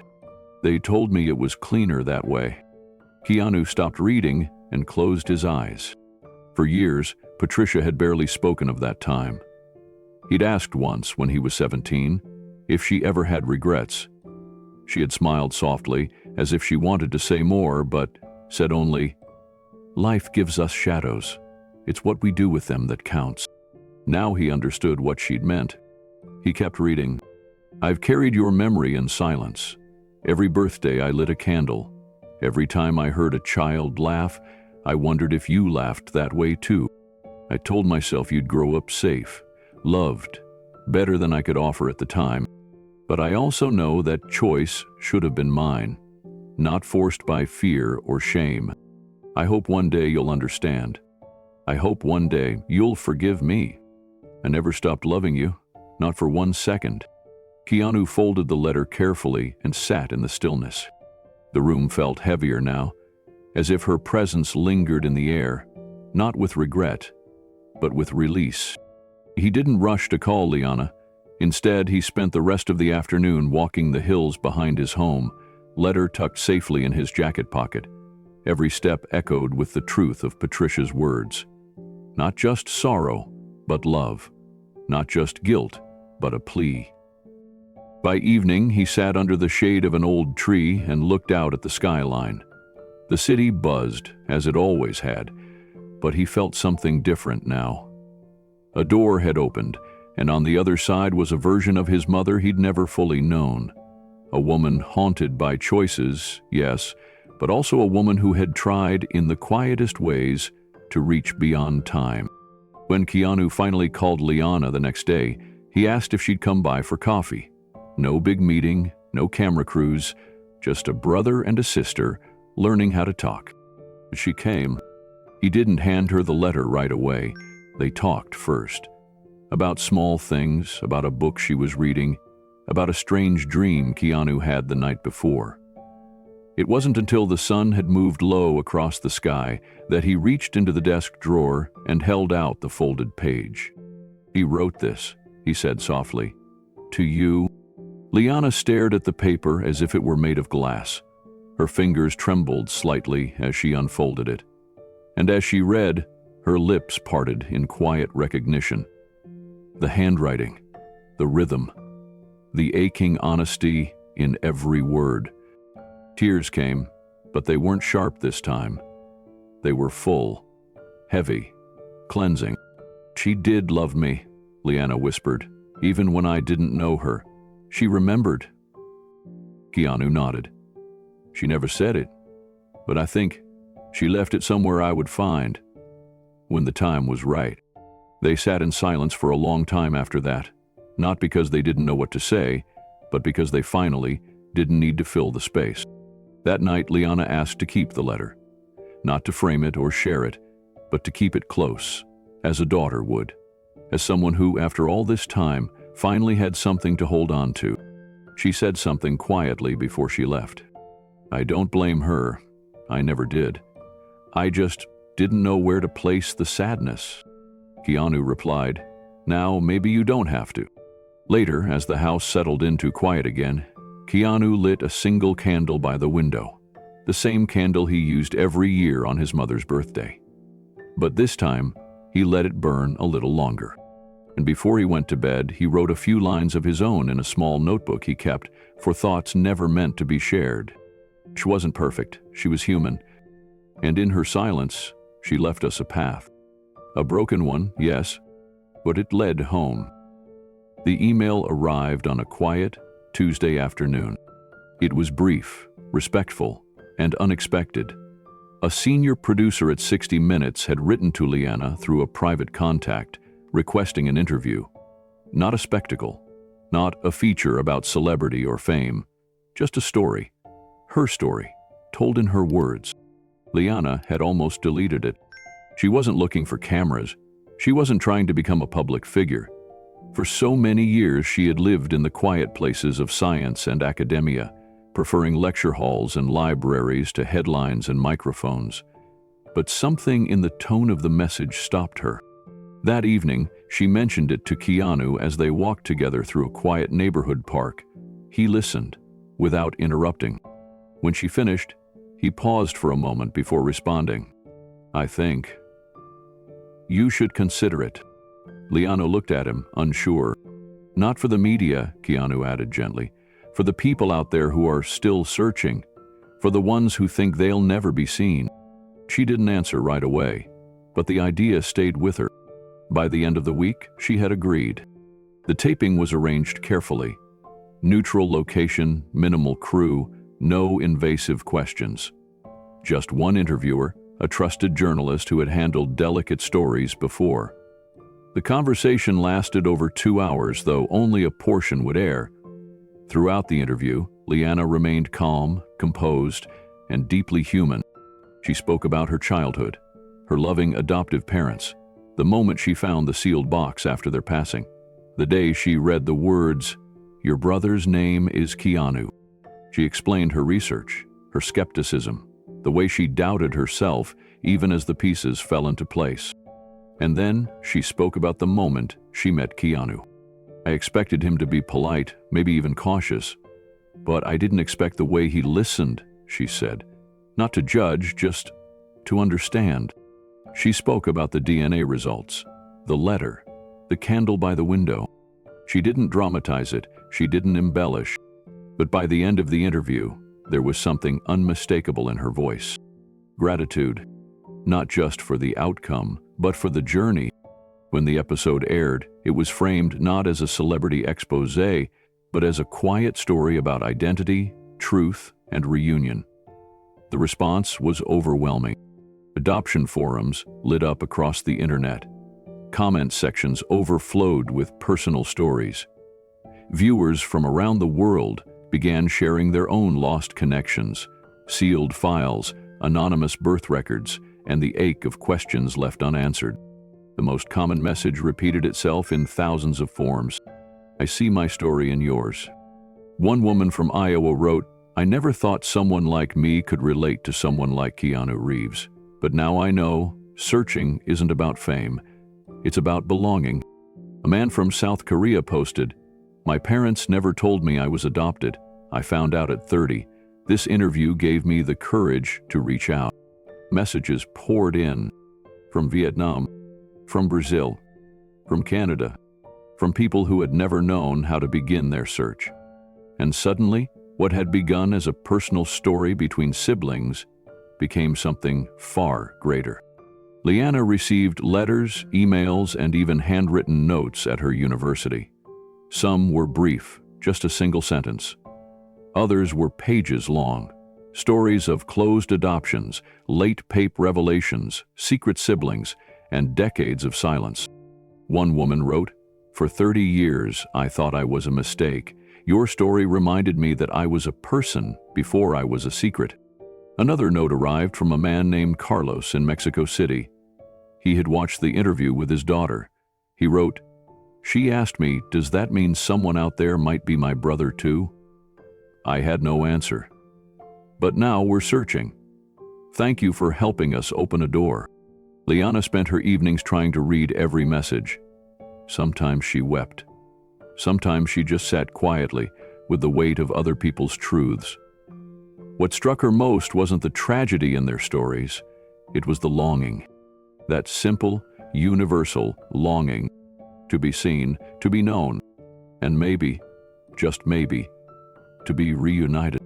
She wrote back, to as many people as she could, never with empty encouragement, only with honesty.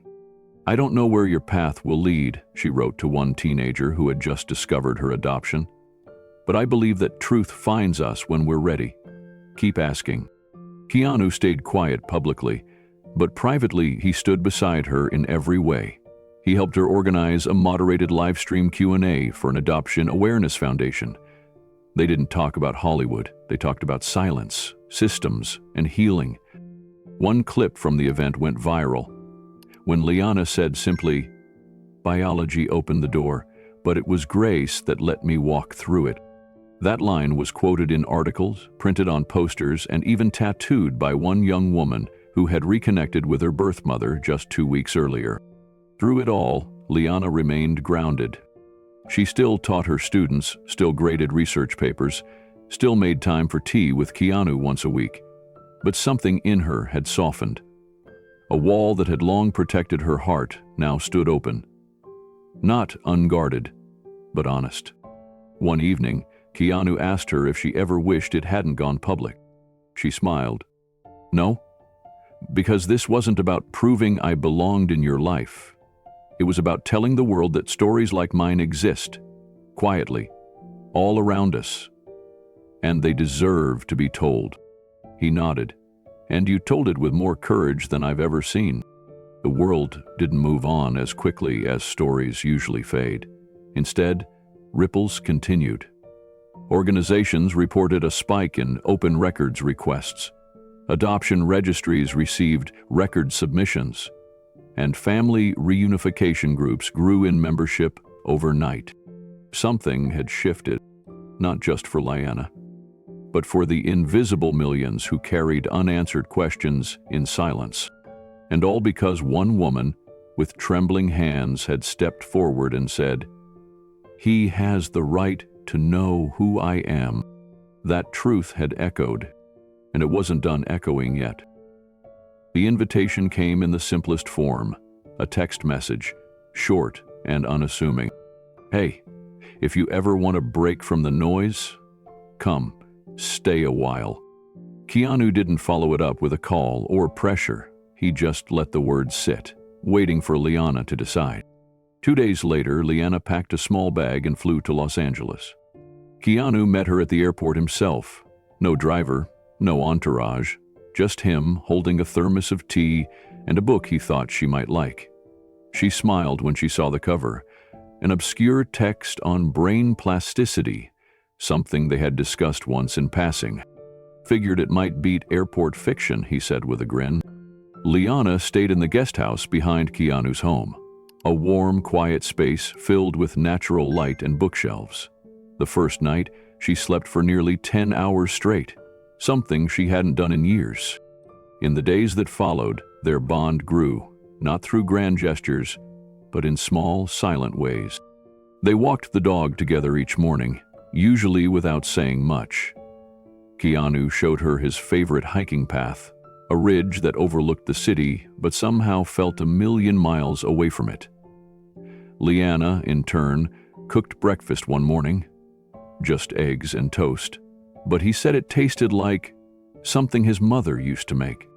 They watched old films in the evenings, black and white classics, foreign dramas with subtitles. One night they re-watched a movie Patricia had worked on early in her career. Liana pointed out the costume details, the fabric choices, the little touches only someone with an eye would notice. "That's her influence," Keanu said softly, still stitched into things. They talked late into the night, sometimes about Patricia, sometimes about nothing at all. Music, space exploration, the ethics of artificial intelligence. Liana's mind was sharp, agile, and filled with curiosity. One afternoon, she pulled out her laptop and showed Keanu her latest research. She had been leading a neuroscience team exploring how trauma imprints itself neurologically across generations, how silence, grief, and loss can leave literal patterns in the brain. Keanu leaned in as she walked him through the visuals. "You're telling me memory doesn't just live in words," he said. "It lives in how we're wired?" "Exactly," Liana said.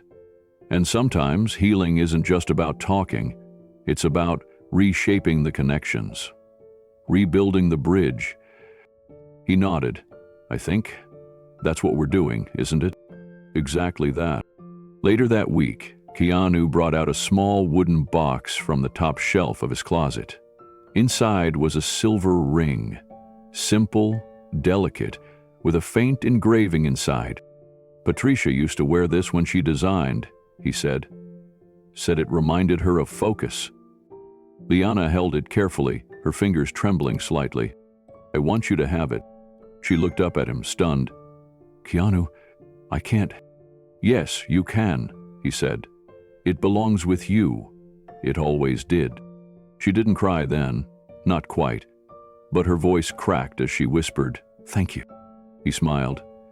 "We're not fixing the past, just honoring it." That night, Liana wore the ring to dinner. It glinted under the soft kitchen lights, a quiet echo of a woman who had once loved them both in different ways and who, through them, still did. In the days that followed, Liana began to feel something she hadn't known she was missing. A rhythm, not the schedule of her academic life, not the press circuit or podcast episodes, but the natural pulse of shared life.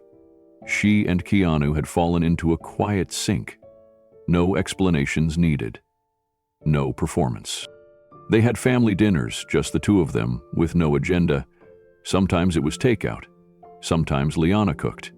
Once, Keanu attempted to grill and they ended up ordering pizza after the flame went out halfway through. They laughed a lot.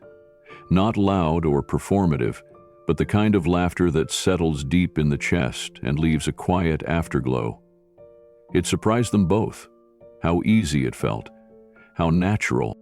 One morning, Keanu walked past the guest house and heard classical music playing inside. He stepped into the doorway and found Liana standing in the middle of the room, eyes closed, swaying slightly to the sound of a cello suite. She opened her eyes when she noticed him.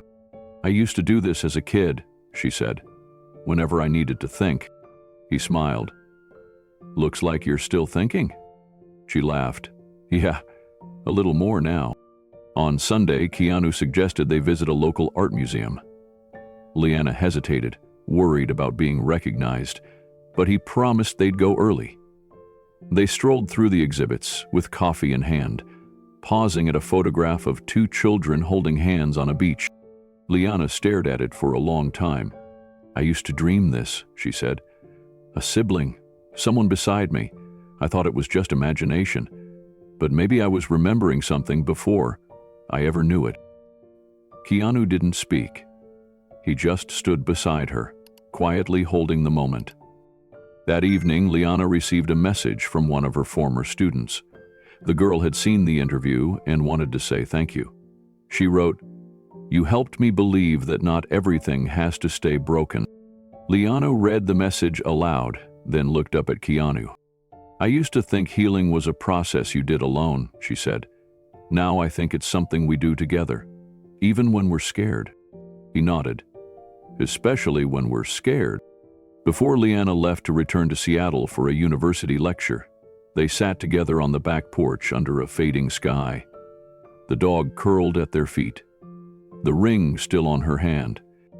Keanu handed her a small notebook, worn and creased. "This was Patricia's," he said. "She used to sketch ideas in it, mostly costumes, but there's a few notes at the end I think were for herself." Liana opened it slowly.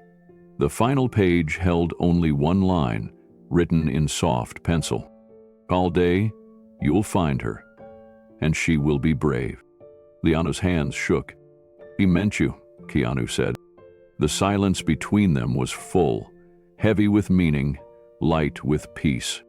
When Liana flew home the next day, she left with the ring, the notebook, and something she never expected to carry: belonging. And Keanu, standing at the gate, watched the plane rise into the sky with a heart not just full of grief or questions, but something rare. Because sometimes family isn't just who we lose, it's who we find when we're finally ready to see them. The message came through a quiet encrypted email from an old legal contact Keanu trusted. It was just 2 lines. "I found him. His name is Samuel Dreisen. He's living alone near Grants Pass, Oregon. Do you want to go?" Keanu didn't reply right away. He stared at the screen for a long time. Then, he picked up his phone and called Liana. Her voice on the other end was steady. She didn't hesitate. "Yes," she said. "Let's meet him." They drove together 2 days later. No press, no entourage. Just Keanu behind the wheel and Liana beside him, watching the highway unfold in silence. The house was small, tucked at the end of a long gravel road surrounded by pine trees and thick stillness. It looked forgotten, like the kind of place someone chose when they wanted the world to forget them too. A frail man in a cardigan answered the door. His face was weathered by time and shadowed by memory. He looked at Keanu, then at Liana, and something inside him seemed to fold. "You came," he whispered. They stepped inside. The house smelled faintly of dust and old books. Samuel motioned for them to sit in a dimly lit living room where old photographs hung crooked on the walls. He sat across from them in a worn armchair, his hands trembling slightly as he folded them in his lap. "I wondered if this day would come," he said. "I think part of me hoped it wouldn't, but that part was the coward in me." Liana said nothing. Her arms were folded tightly across her chest, her expression unreadable. Samuel's eyes drifted to her, lingering with a heaviness that spoke of guilt buried too long. "I owe you an explanation," he said, "though I doubt it will bring you any comfort." Liana's voice was quiet but firm. "Then don't offer comfort. Offer truth." Samuel nodded, his eyes wet. "Your mother, Patricia, she loved you. From the moment she knew you were coming, she loved you. But I saw her rising in the theater world, starting to design for shows that were gaining real attention, and I thought, a child out of wedlock with uncertain parentage. It would destroy her. He paused, his voice shaking. That I made it disappear, arranged for a closed adoption. I even paid off the hospital to seal the records. I told Patricia we had no choice, that the baby had complications, that she wouldn't survive. It was a lie so deep even I started to believe it. He turned to Keanu. And then, not long after, you were born, and I told myself I'd made things right, but I hadn't. I hadn't made anything right. I'd just buried the past. Buried it in shame.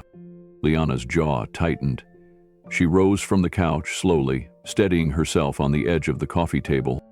I needed to hear it, she said. But I don't forgive it, not yet. Samuel nodded slowly. I don't expect you to. She looked at Keanu. I'll be in the car. Keanu watched her leave, then turned back to the man who had once tried to control the narrative of their lives. She deserved better, Keanu said, his voice low but strong. And so did my mother. Samuel blinked, a tear sliding down his cheek. I know. The silence that followed wasn't peaceful. It was filled with the weight of decades.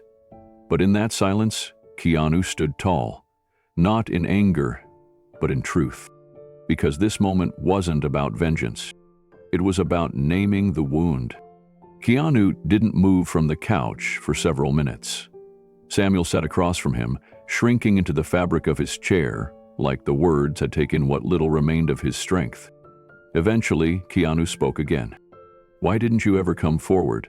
Not when Mom passed, not when you saw me in the news, not even when Liana started searching. Samuel took a long breath, as if every word he spoke had to be dragged through the gravel of regret. I was ashamed, he said. At first, I told myself it was too late, that it would cause more harm than good. But the truth? I was afraid of what it would say about me, about the kind of man I really was. He stared down at his hands, gnarled and weak. I see people call you a good man, Keanu. Kind, private, grounded. That didn't come from me. That came from Patricia. She was the best of us. Keanu nodded slowly. She was. Samuel leaned back, the words having drained him. He looked smaller somehow, fragile, but Keanu didn't offer comfort. This wasn't a moment for that. Instead, he stood up. I didn't come here for closure, he said. I came to understand. You gave me that. Now, I have to go stand beside the person who's been living with the silence you created. Samuel nodded, his voice a rasp. She's strong. You both are. Keanu walked to the door. Before he opened it, he paused and looked back. Action found her way without you, without either of us. Don't ever forget that. Then he stepped out into the crisp Oregon air, where Liana stood by the car, arms wrapped around herself despite the sunlight. He walked up beside her. She didn't speak right away, just looked out over the trees. He said he thought he was protecting you both, she whispered. But I don't feel protected. I feel erased. Keanu reached into his pocket and handed her something. It was a small Polaroid, Patricia holding a baby swaddled in a pink blanket. The edges were faded, the ink almost blurred. She didn't forget you, he said. Even when she couldn't keep you, she never let you go. Not in her heart. Liana held the photo gently, her eyes glossing over. I'm not sure what to do with all this, she said. You don't have to know yet, Keanu replied. You just have to carry it honestly. They got into the car and drove in silence for a while. But it wasn't the same silence that had marked their arrival. This silence held truth. It held the pieces of a shattered past that had, somehow, found light. Back in Los Angeles, Keanu watched Liana begin to write. Not an article or an academic paper, but something more personal. A memoir, perhaps. Or maybe just letters to herself. She never said exactly. But every night, before she shut the notebook, she would slip the photo of Patricia inside. And in that quiet act, a broken story began to mend. Not through forgiveness, not yet, but through acknowledgement. Because the first step toward healing is naming what was lost and choosing day by day not to let it define the future. It was a quiet morning when Keanu and Leanna arrived at the cemetery. The sun was still low, casting long shadows across the grass. There were no photographers, no fans, no speeches. Only silence, the kind that felt sacred. Patricia's grave sat beneath a flowering jacaranda tree, the blooms drifting down like confetti from another world. Leanna knelt first, holding the folded letter in her hand, the one Patricia had written but never sent. She read it aloud, not for anyone else, just for herself. My dearest daughter, if this finds you, it means you've found your way through more darkness than I ever had the courage to face. I loved you. I never stopped. I wish I had been braver. I wish I had fought harder. You were never a mistake. You were a miracle I was told to forget. But I never did. Leanna's voice cracked, but she kept going, even as tears slid down her cheeks.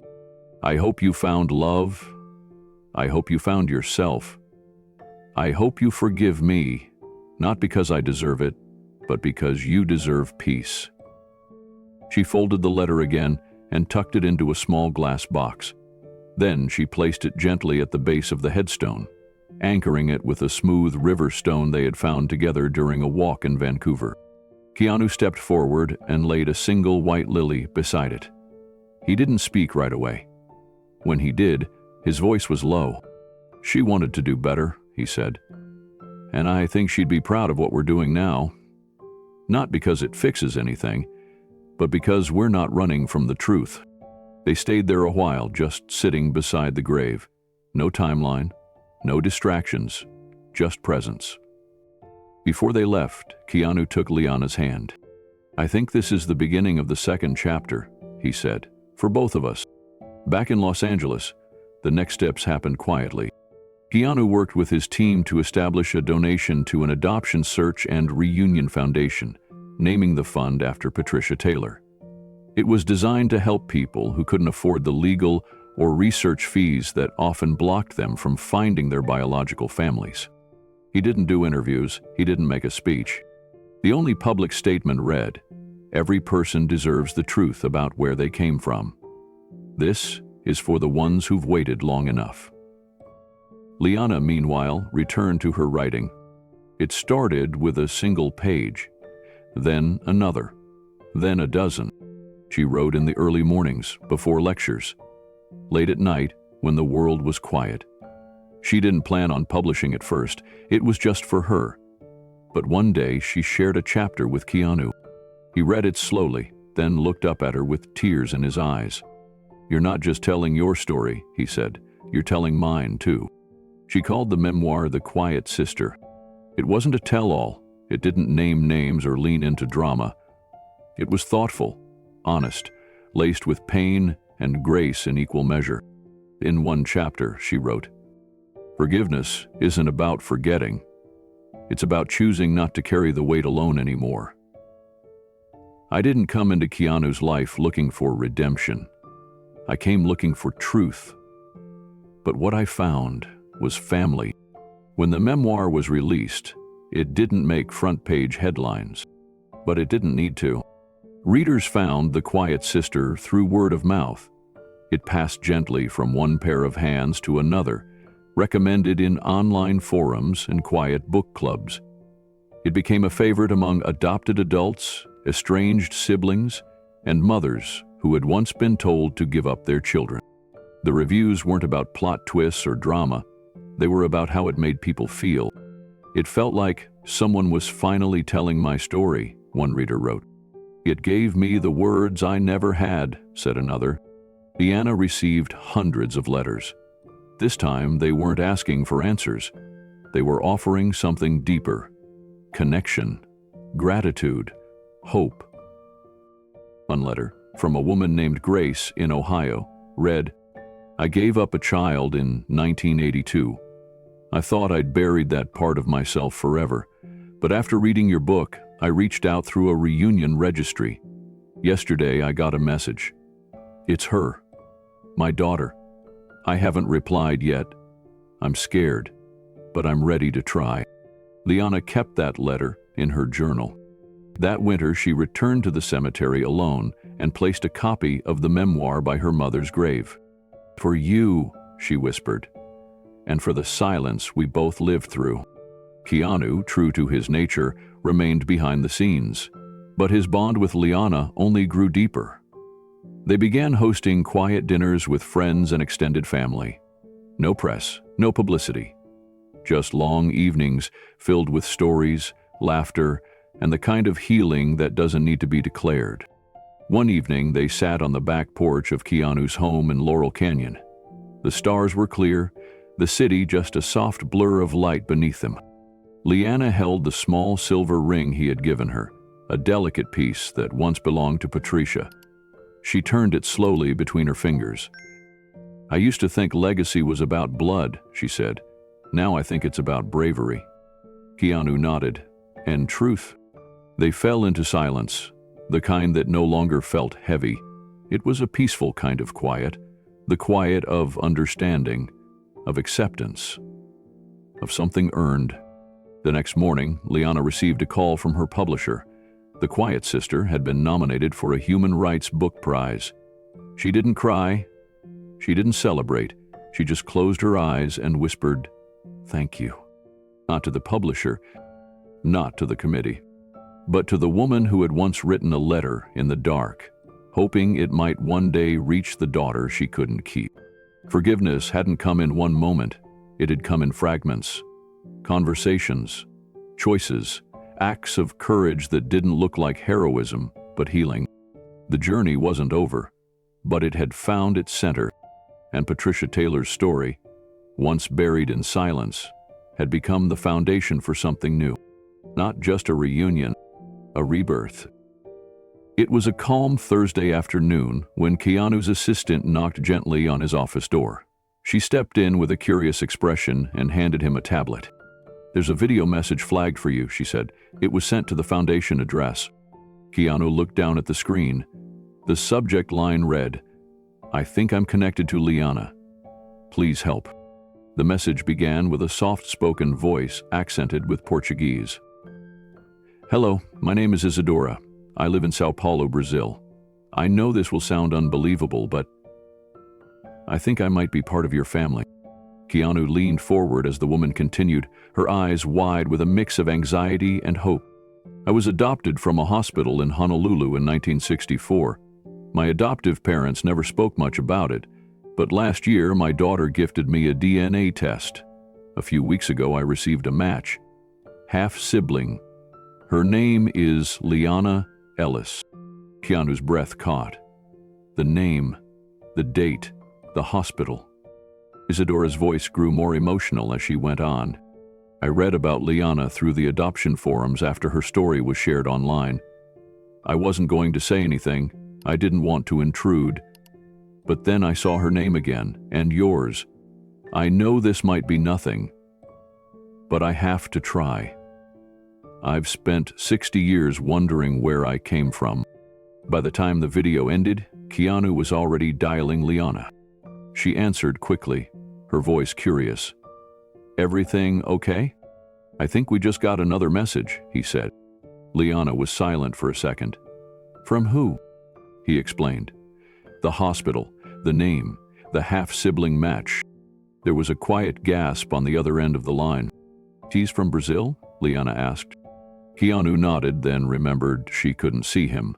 "Yes, she was adopted from Honolulu General in 1964, just like you. Her match to you is listed as a half-sister." Liana was quiet again, but this time it was a heavy, thoughtful pause. "That would mean we share one biological parent," she said. "And if it's not Patricia," Keanu finished the thought for her, "then maybe Samuel." It was too early to say for sure, but the pattern was undeniable. And neither of them could ignore the feeling they both knew too well by now, the echo of something unfinished. "I want to talk to her," Liana said finally. "If she's spent her life looking for answers, we owe it to her to help." That evening, the three of them connected over a secure video call. Isadora looked nervous but composed. Her silver hair was tucked behind her ears, and she sat in a modest living room filled with books and framed photos. "I can't believe I'm talking to you both," she said, her eyes shining. "I've read everything. Liana, your book? It helped me more than I can say."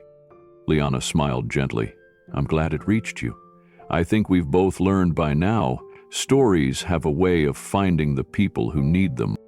Isadora nodded, then pulled out a small folder. "I brought what I have. My adoption records are limited. But there's a name, a partial one. Samuel D. It was scribbled in the margins of an intake form. My adoptive father said he thought it was a mistake, but now I wonder." Keanu and Liana exchanged a glance. The same name, the same pattern. They were looking at another life shaped by silence. Keanu leaned forward, voice steady. "We'll help you find the truth. Whatever it is, you won't search alone." The next few days became a flurry of planning.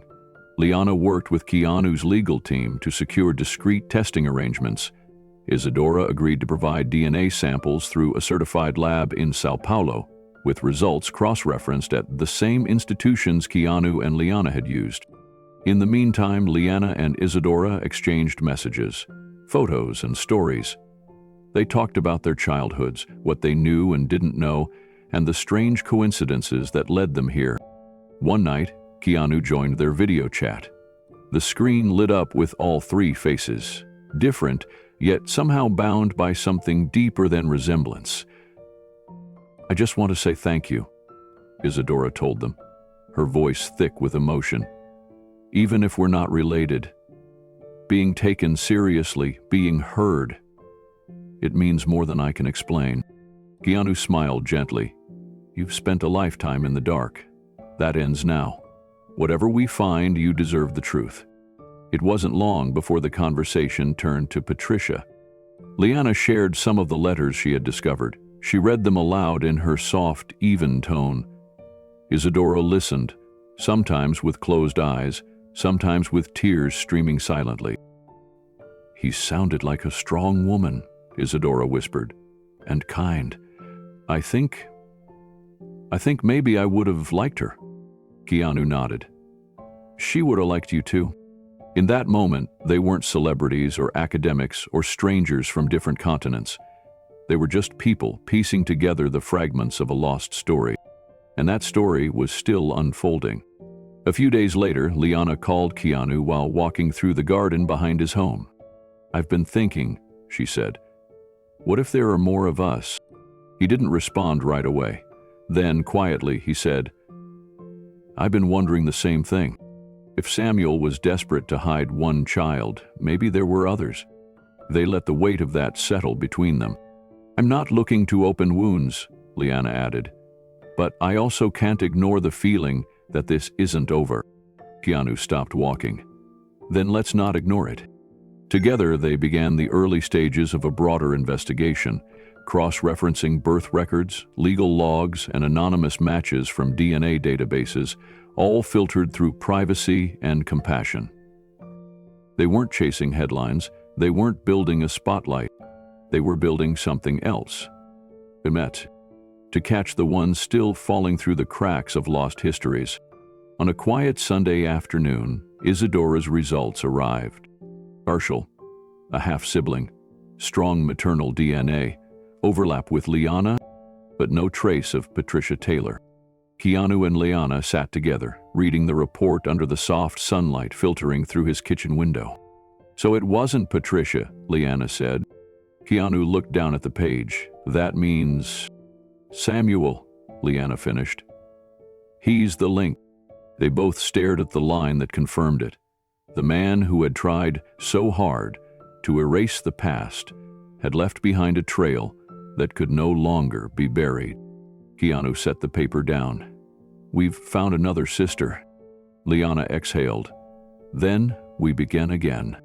The next chapter wasn't written yet, but they were ready to turn the page. The evening was quiet. The city lights dimmed beneath a sky that felt impossibly wide. Keanu stood alone on the balcony of his home, a mug of untouched tea in his hand. Inside, Liana and Isadora were watching an old film, black and white, full of laughter from a time none of them had lived through. But now, somehow, it belonged to all of them. The months that had passed since Liana first showed up on that Vancouver set felt like a different lifetime. And maybe that's what it was, a past life split cleanly down the middle, before the folder and after. Keanu took a slow breath. The truth, he realized, had not just changed his understanding of his family, it had changed the rhythm of his heart.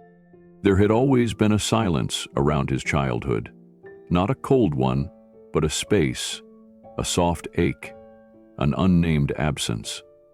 Now he could finally name it. She had a name, Liana, and now perhaps Isadora too. So many people lived with gaps in their stories, missing pages, sealed records, quiet family dinners where questions were never asked because the answers were too painful or too dangerous to speak. He thought of Patricia and of the letter she never mailed, of the ring she had kept, passed through memory, now circling Liana's finger. That ring had waited decades for a hand to wear it. The past couldn't be changed, but it could be faced. And that's what this journey had taught him. It's better to face the storm than live your whole life under a sky you've never really seen.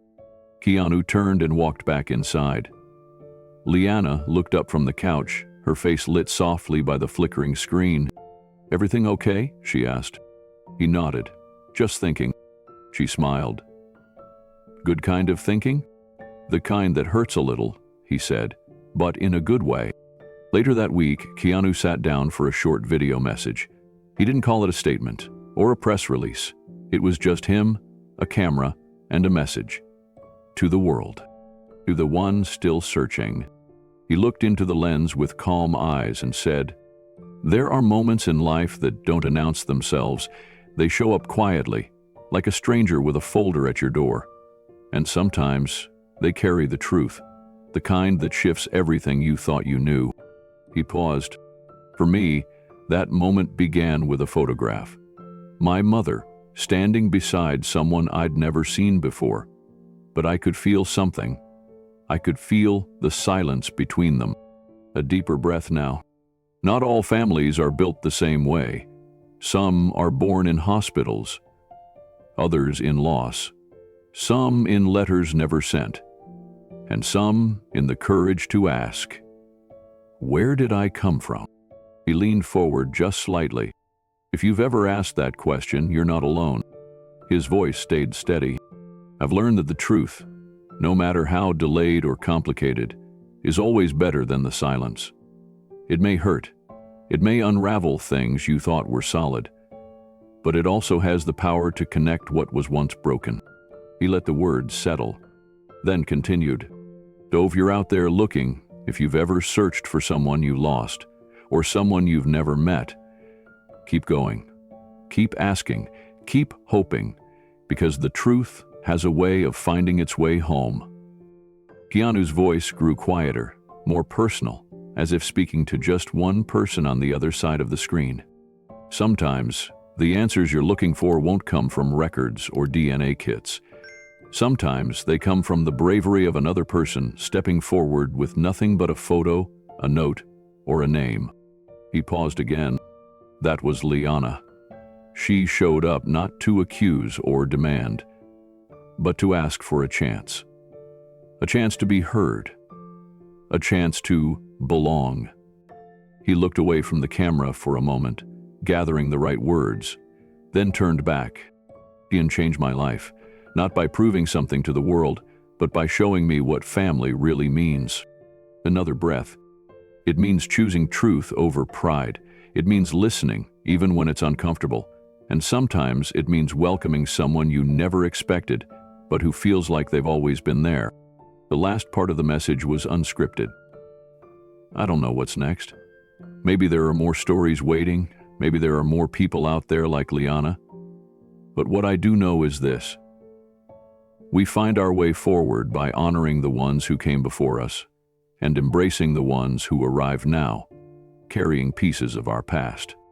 He gave a small smile. Thank you for listening. Thank you for believing that every story matters. The screen faded to black. Then a single white line appeared. Have you ever searched for a long-lost family member? Tell us in the comments. A few seconds later, another line appeared. And what story would you like to see next with Keanu? As the final music played, a montage of quiet, emotional moments filled the screen. Liana placing flowers on Patricia's grave. Isadora holding the DNA results. Keanu walking beside his new sisters under golden light. No words needed between them. They had come from different corners of the world, but somehow they had found their way home.